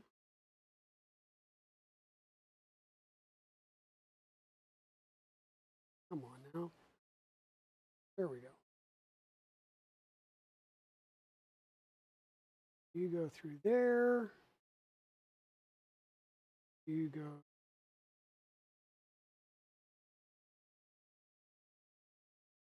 there. That gives me at least two going through there. Now I can dip these.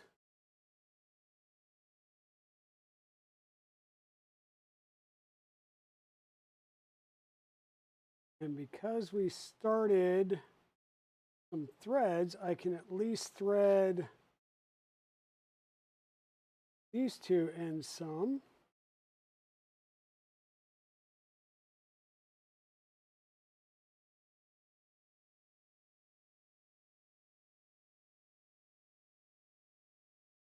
Which will make lining up the next two a lot easier.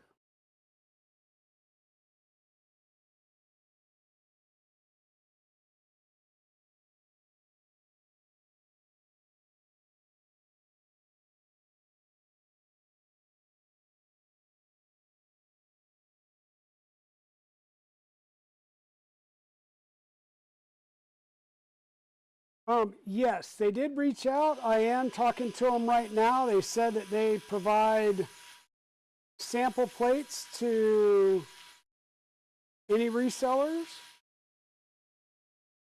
And of course, my comment to them was, do you have any kitty size plates instead of just bamboo plates?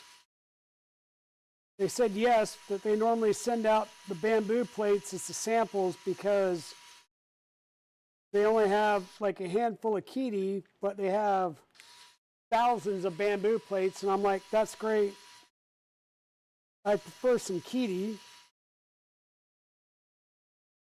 And so I have a bunch of those, and I'm going to be running the Q2s in the print farm.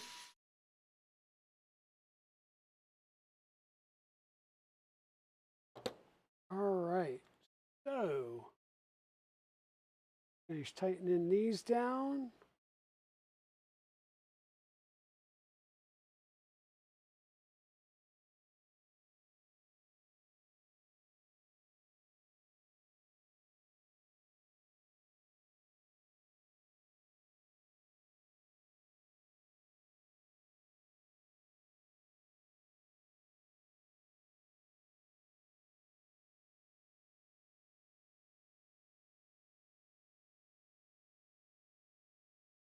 One there, one there.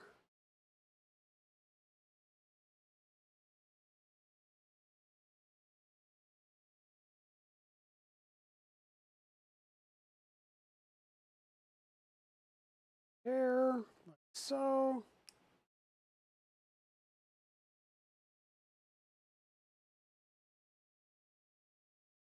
Squeeze a little bit of grease out here.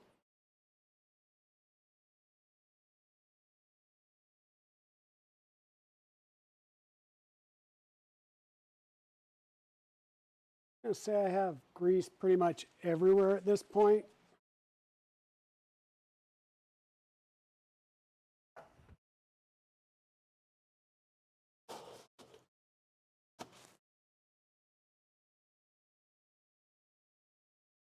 And yes, I know there are gloves sitting right there.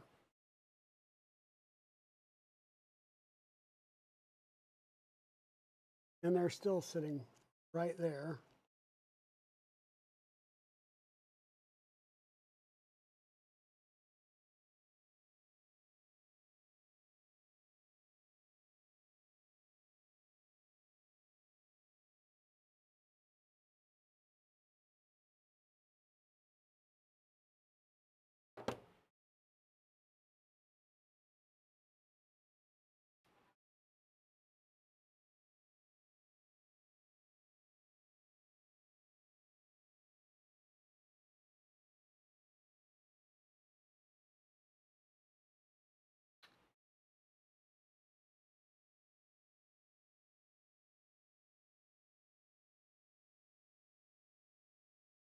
Yeah, the market is pretty much dominated by bamboo, but they do have Kit plates. They have plates for the Q2 and the +4. I'm having a hard time finding anybody that does plates for the Max yet. I think it's still relatively new out there, and there's just not a lot out there.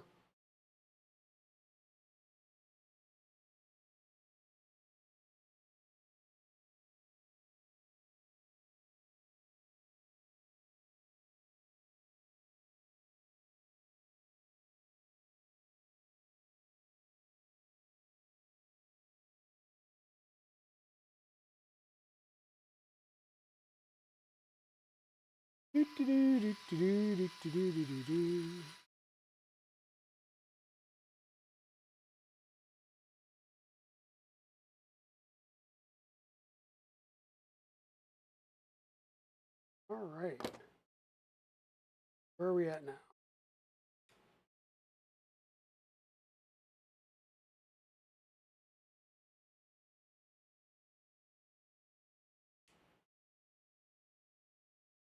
All right, 2 gears.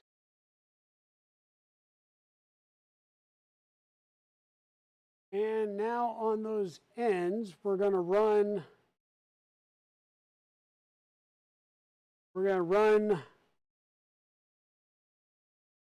these guys in gray. So that means we're going to tap some holes here to make our life a little bit easier.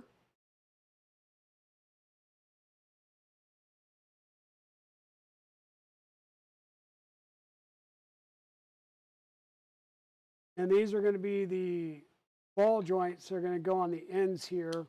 They'll drive this gear, and then this gear will drive another gear that will actually go through the portal axle and attach to the wheel. So each of the wheels is not directly connected to the axles or any of the direct drive shafts.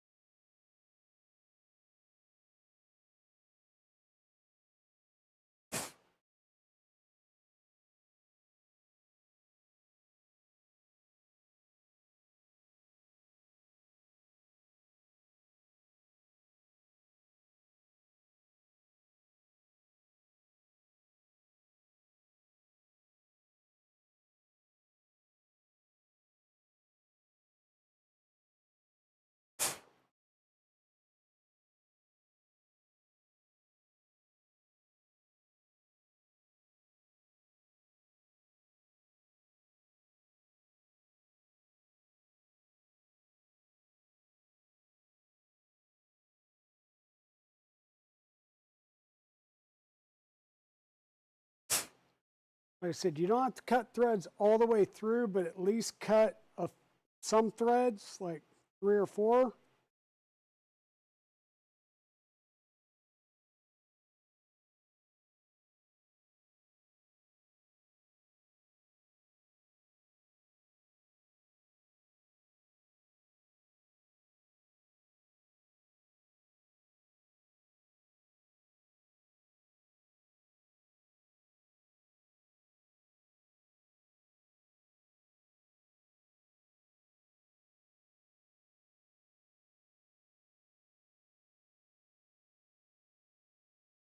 To give you better odds at not stripping the heads out of your screws as you're driving it in.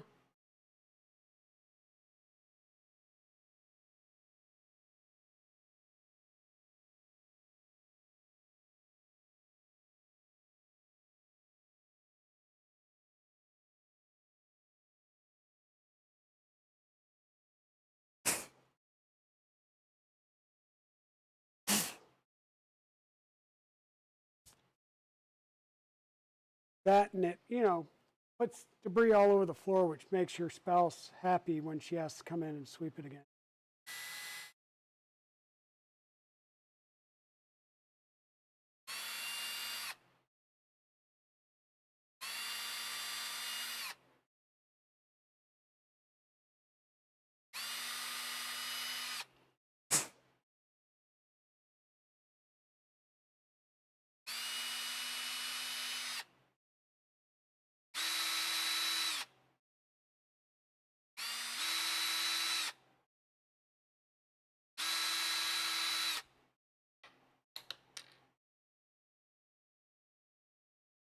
Sorry if the noise canceling is not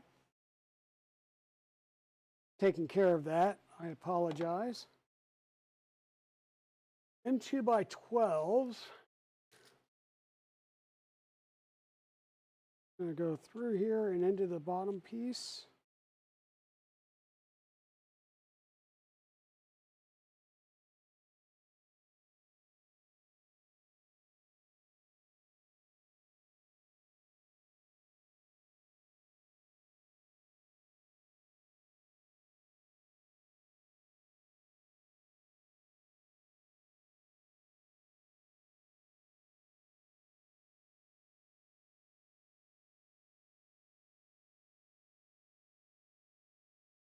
Got the drill motor sound, but it wasn't bad. Okay.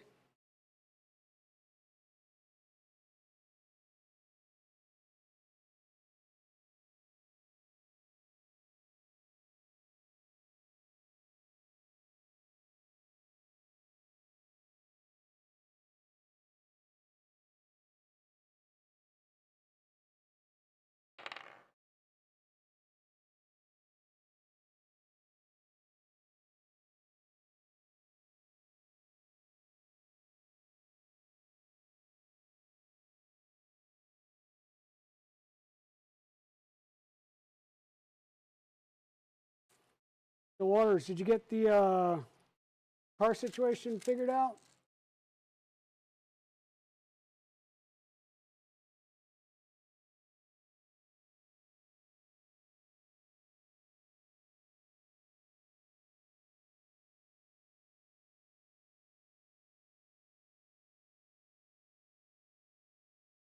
What do you guys think of this build so far? Do you think it's too intense or just right? I mean, this is a ton of parts, but you can build this as kind of like a static model, or you can do it as a rolling model, or you can do it as a full RC.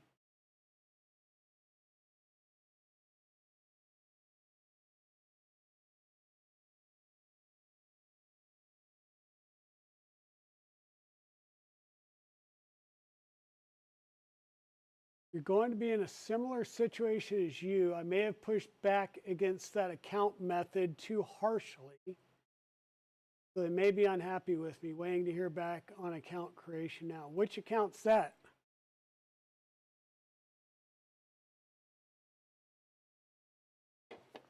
So it wants us to create 2 of these, and we have 2 of these now.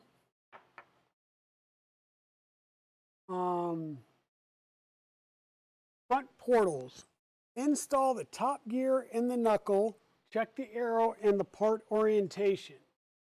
So in our knuckle, right, what we're looking at is we're holding it with the outer edge piece. Okay, so the outer edge piece, following that orientation, it shows the arrow down here on this part of the knuckle. My arrows are up here. So just look for the right arrow. There should be an arrow going in a specific direction for what it's telling you. Your bearing drops down in there, and just make sure that everything is lining up and spinning right.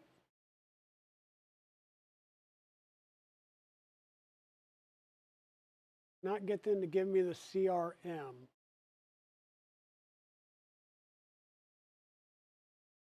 Okay, not sure what you're talking about. And then once again, on the top cover piece, you want to make sure that the arrow is going in the same direction as the arrow on the lower part. And that's what mine's doing. Go ahead and kind of press them together on that bearing housing. Make sure everything's moving freely. And if not, make sure once again that you take a look at the bottom piece there, and there's kind of some garbage in there that's causing me some flack. So I'm going to grab my handy dandy KB3D device, make sure that I scrape any excess garbage out of there without taking my finger off. Same thing down in that bearing race. The edge of the screwdriver is the perfect size for that bearing race. So you should be able to get down in there and make sure that there's no other like hanging chad type thing down in there.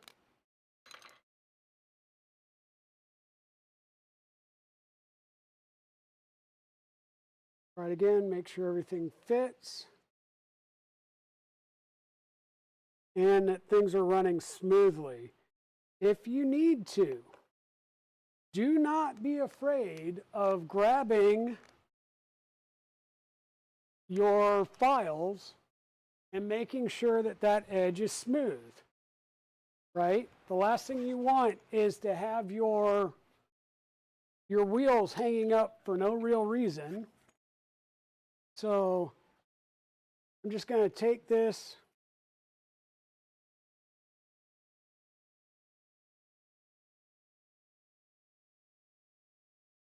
make sure where all of that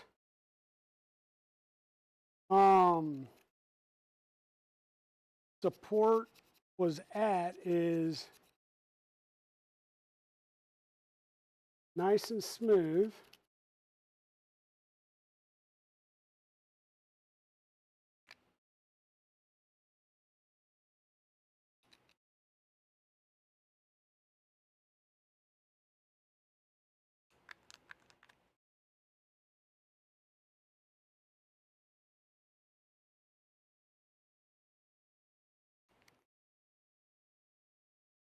There's like a bump in this race, so I'm just gonna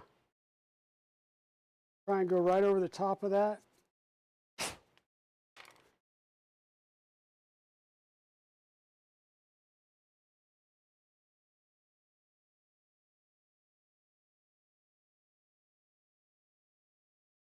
All right, everything's moving nicely. So M2 by 25 down through here. So what I'm going to do is drill these out through the top knuckle.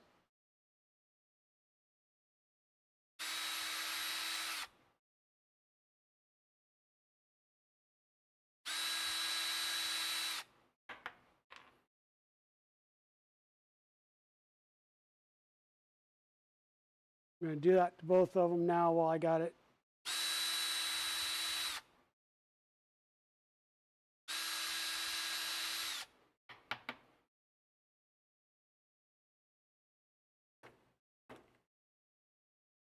I'm going to go ahead and pop this back out, and on the bottom side I will go in and tap those. Probably go ahead and make sure I don't have any major burry areas down here either.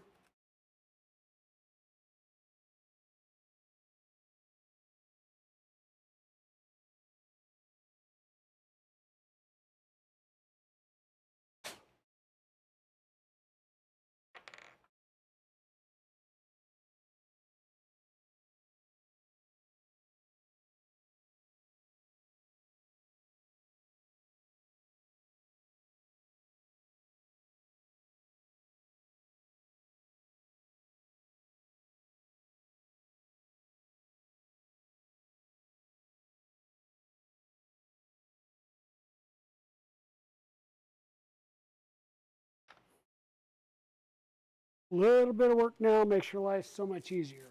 Okay, make sure we're doing the right pieces. Bottom knuckle going that way, tap it.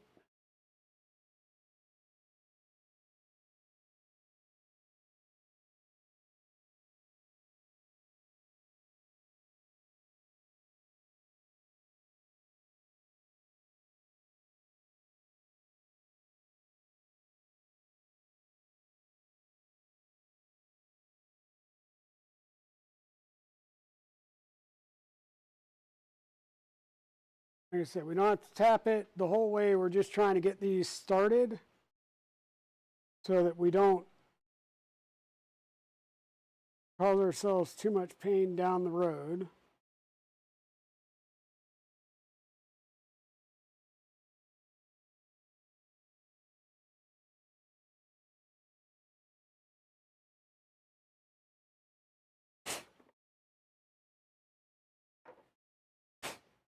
Okay. Arrow going that way. Here goes in.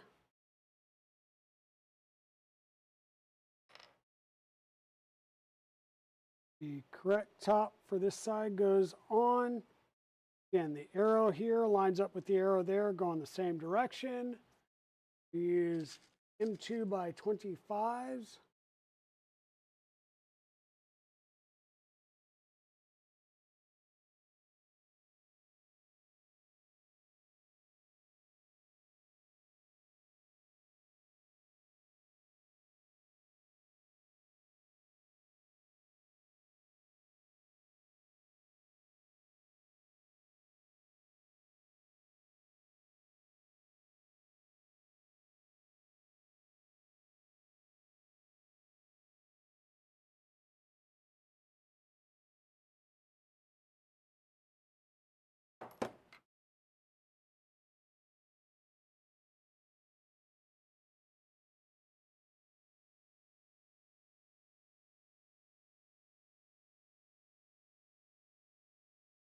And all I'm doing is making sure that I'm closing the gap between the two pieces, and then make sure that your portal still turns, or your portal piece here still turns. And don't know what it's going to tell me to do, but I'm going to go ahead and do the other side just so that part's out of the way.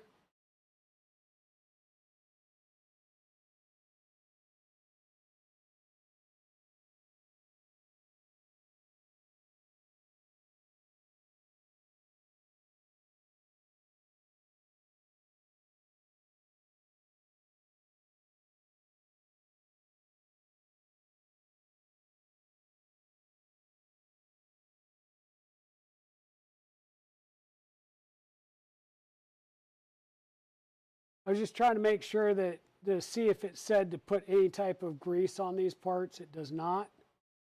So just continue with adding a little bit of grease to our screws.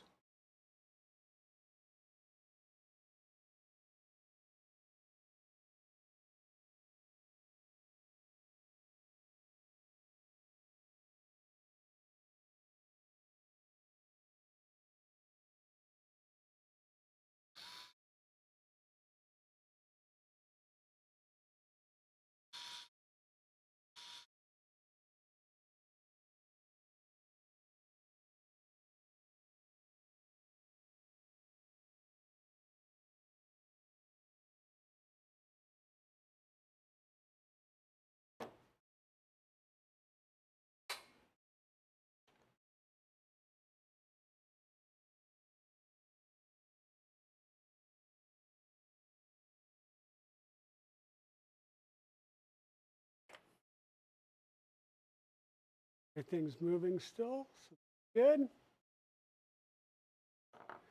So you cannot get them to give you the CRM. Are you talking about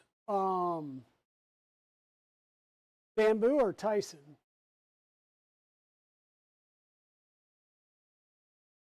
Okay, and here's where I knew better. They should have told us to put this bearing in ahead of time. May go in easy, but just in case it didn't, it would have been nice to have put it in ahead of time.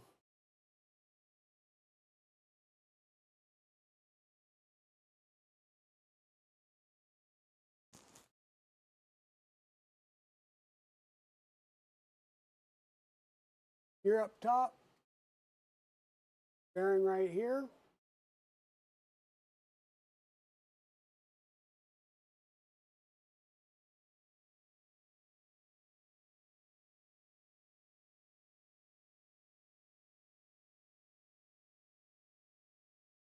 All right, just out of curiosity, did you guys just see what I saw?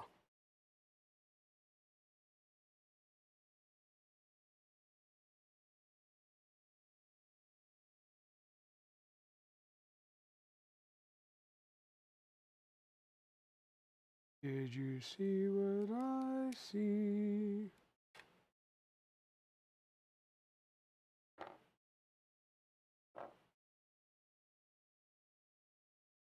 So, on this picture right here, there's one screw.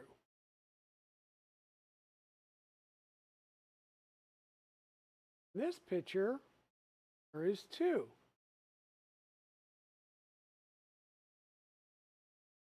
Don't ask me why. I think further on down the line, there may be two screws, but apply a lot of grease in this gear. And we're going to install the portal housing.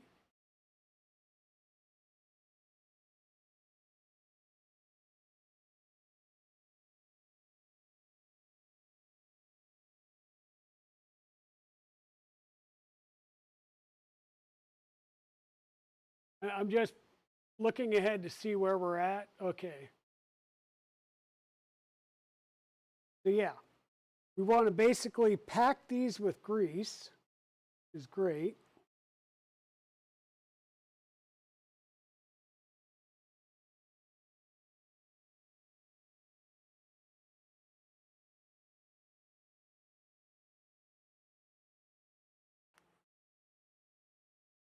There's another packet of grease down.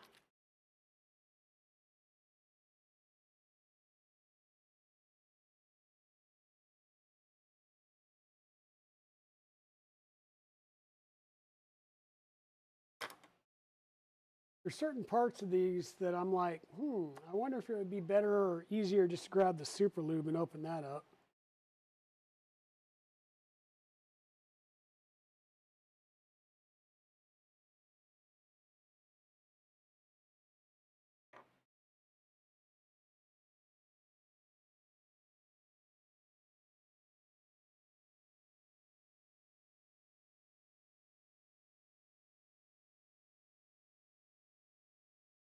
And the funny thing is I do have one of those little mini grease, like the ones that Canuck Creator was using today, or the last time he was streaming this build.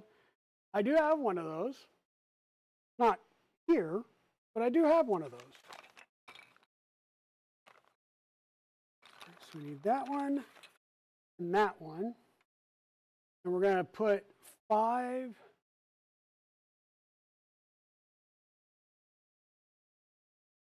M2 by 20 screws into that housing.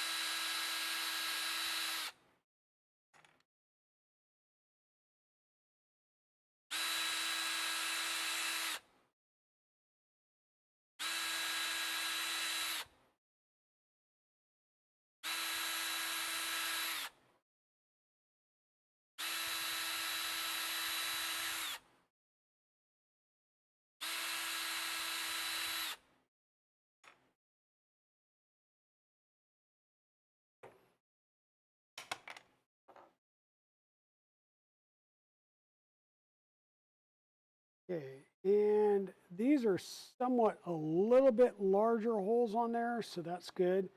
Now, there's a side of these that is flush, and there's a side that has the indents on it. Indent side is going to be facing you.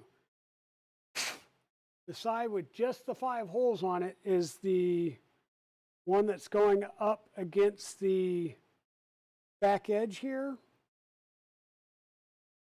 M5 by 20.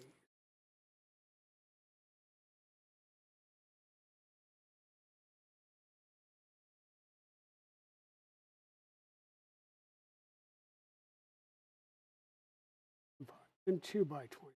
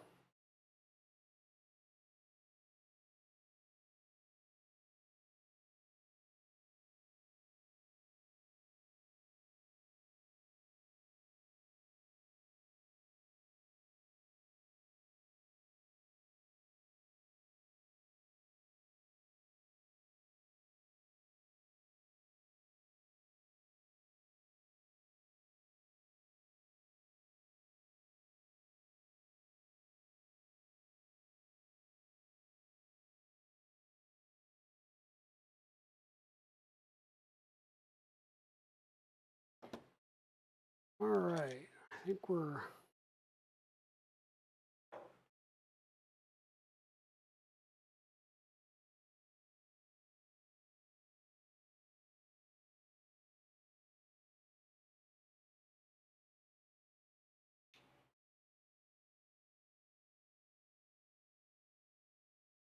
all right. There's one.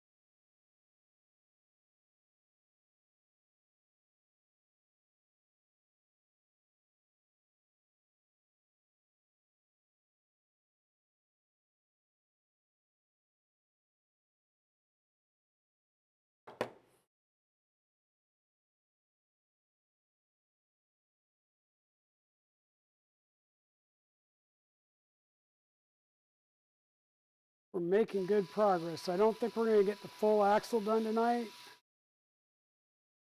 because I am going to have to call this soonish.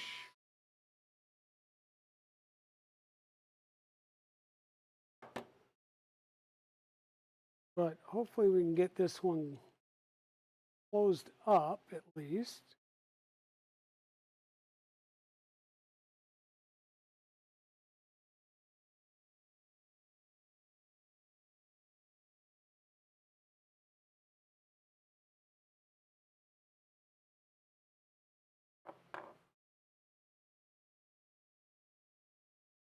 All right. Now what's up next?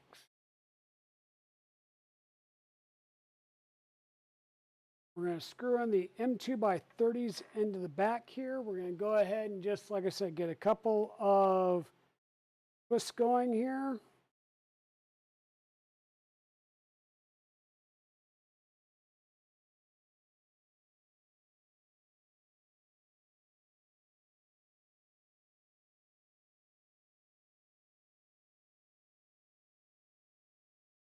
Once again, these are the parts with the longer sub shaft at the end of them. And that's actually what the wheel hubs are going to connect to.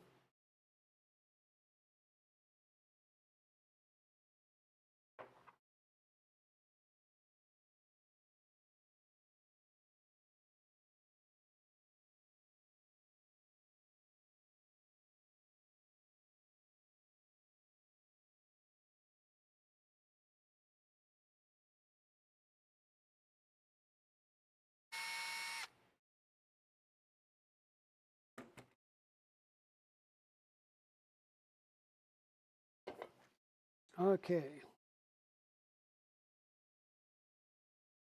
Grease on these.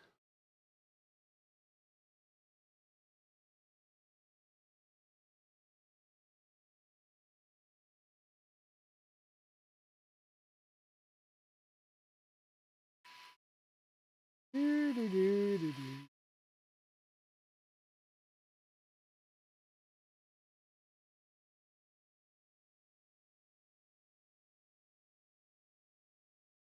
So these are basically holding on these little tabs that are going to be for the bearings, and also providing some internal reinforcing for the this main spiral gear.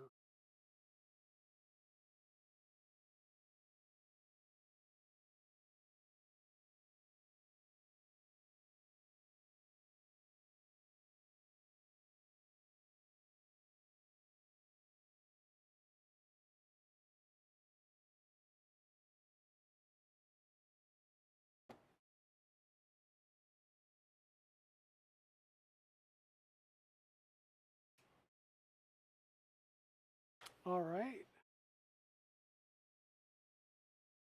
So we've got both of these done, and we're going to put this in. It wants us to apply a lot of grease to the teeth of these as well before we put them in.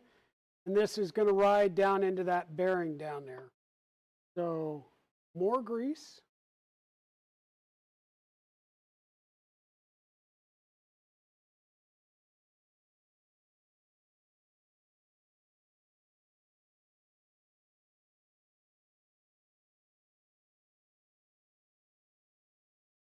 Again, it says apply a lot of grease, so don't be afraid.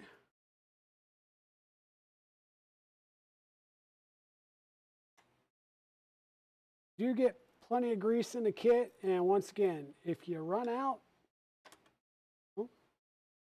some more.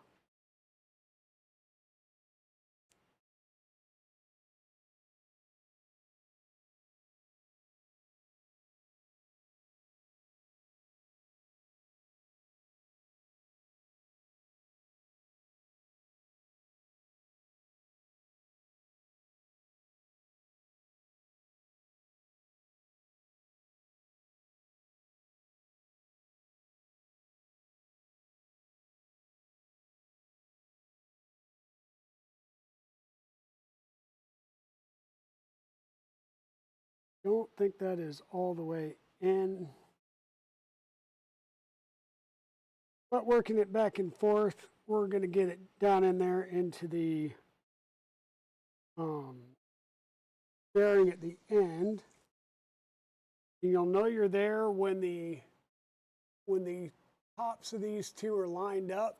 That's when you know that you're there. So roll it back and forth as you're putting some pressure in it, and you'll feel when it gets home.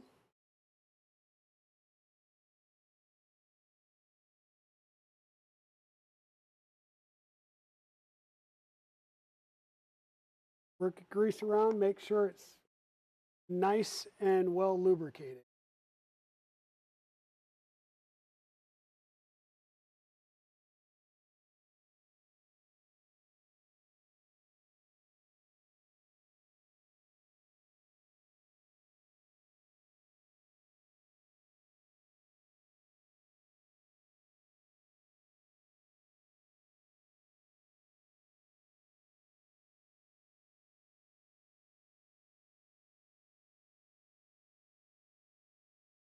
I basically just put a string down each and every one of the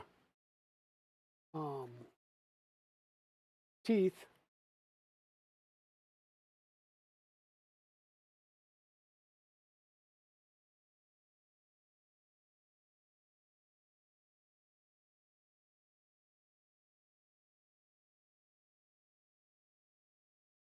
Once again, I'm just going to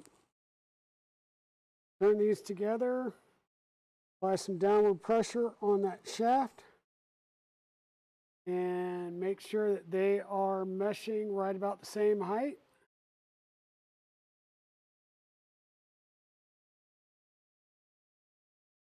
And there we have it. That PTFE grease has gotten in there between all of them and just kind of evened itself out.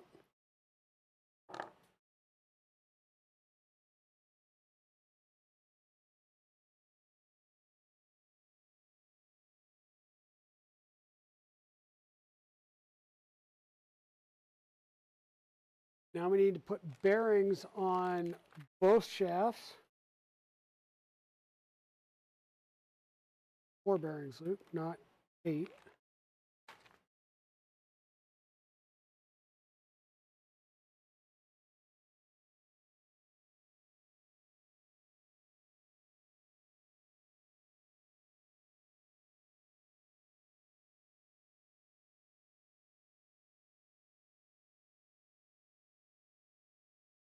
There's our 2 shafts, complete with the bearings.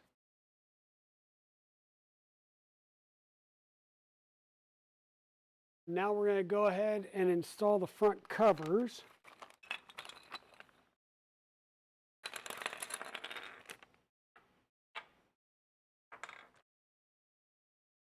And as we install these front covers, we need to make sure that our bearings get captured down in those pockets.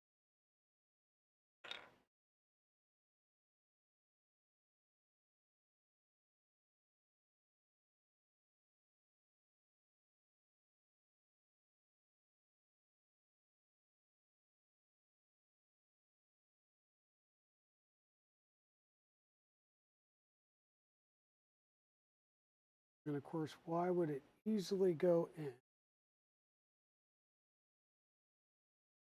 going to be one of those things where it'd be better to put the bearings in on this side than try and line it up and get 2 bearings to go in.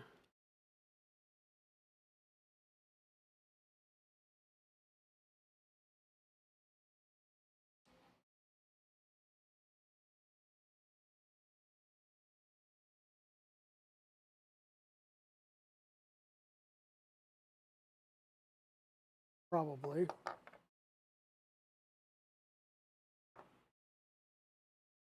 Let's see if we can get them pushed in this way. A little tappity tap, tap, tap.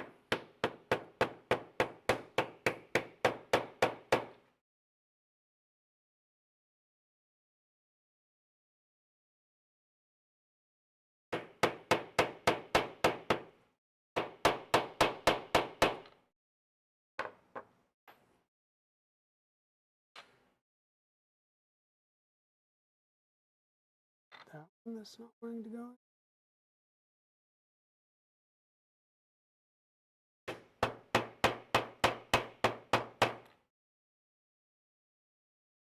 Oh.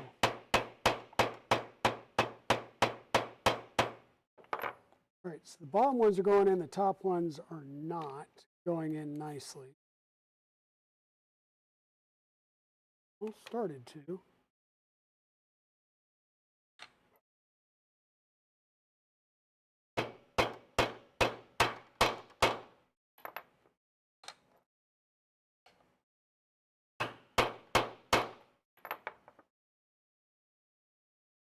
All right, so those are on. Go ahead, or in. We'll go ahead and do this one this way. Is that way too loud? Do I need to cover things up?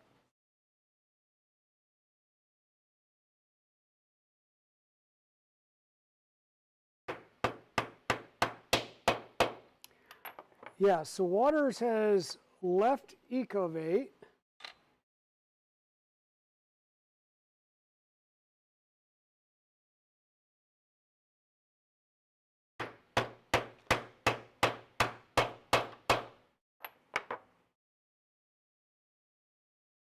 Now, when you're doing this and you're hammering like that, get something that covers both the inner and outer races. You never want to hit or lever against just one side or one race. That will cause you problems. There we go. That lines up a lot easier now. There's one. There's two. And now we're doing M2 by 25s from the front plate.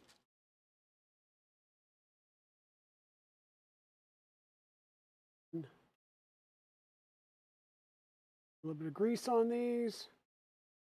And I did not pre-drill these at all. It was a good idea.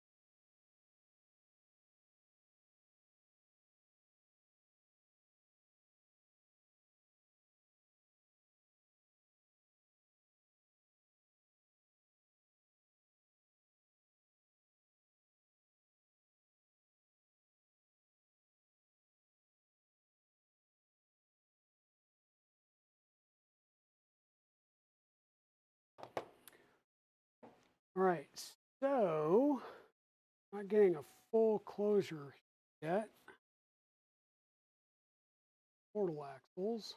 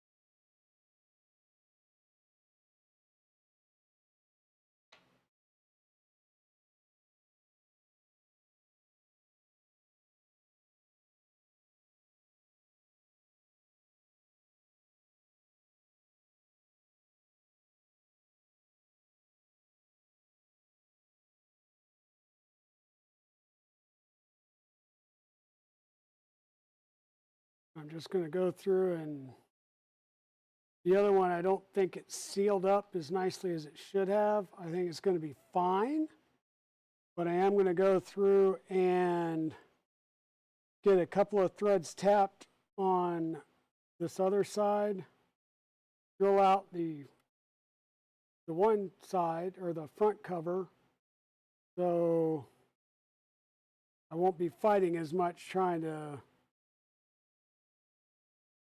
get this down the rest of the way.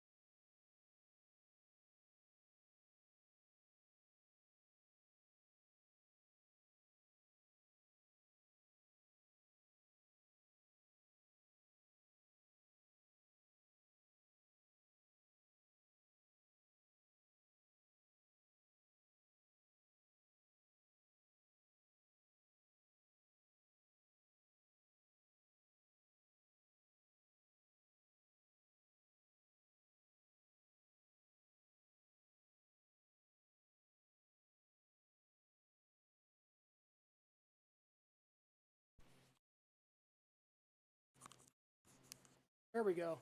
Mike has juice now. So, hey, Daddy Wazzy, how's it going? So I think we're at a good stopping point. Biggest thing I have to remember is drill the through holes out to M2, tap the other holes. Goes a lot easier. Yeah, these parts here, I still do have some open greased areas. But what I'm going to do is this is going to be the cover plate for that. I'm just going to sit that over it so that it's not collecting dust and stuff overnight. But yeah, we are good to go. And I think this is where I'm going to call it for the night. We've been going for just right at 3 hours and a little tired. Need to go ahead and get my butt ready for bed, start getting, batteries recharged, stuff like that. Both my batteries and tool batteries. So we'll go ahead and get that stuff started. I do want to say thank you very much to everybody who has been part of this. Really appreciate everybody being on both channels. Especially while I'm sitting here myself all crazy lubed up with grease and stuff. 1 second.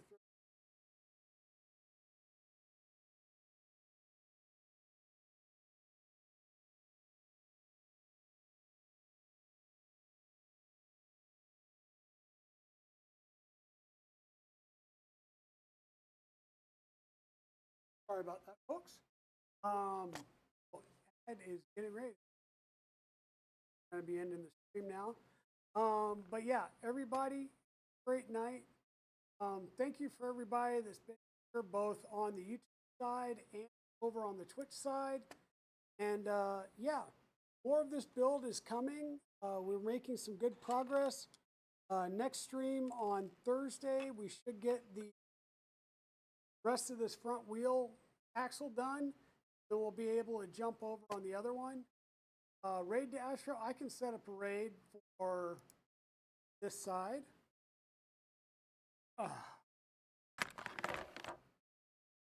Flash raid. Astro, it's just straight Astro Canuck, right?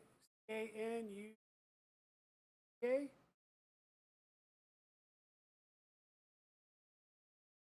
Out there. These.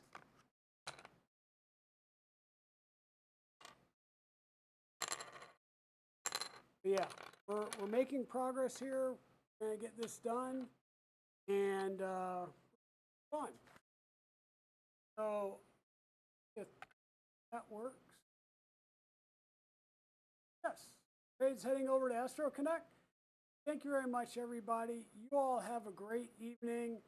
I will see you guys, some of you around town and around on other streams throughout the weekend, rest of the week. See you all Thursday night. Take care all. Bye now.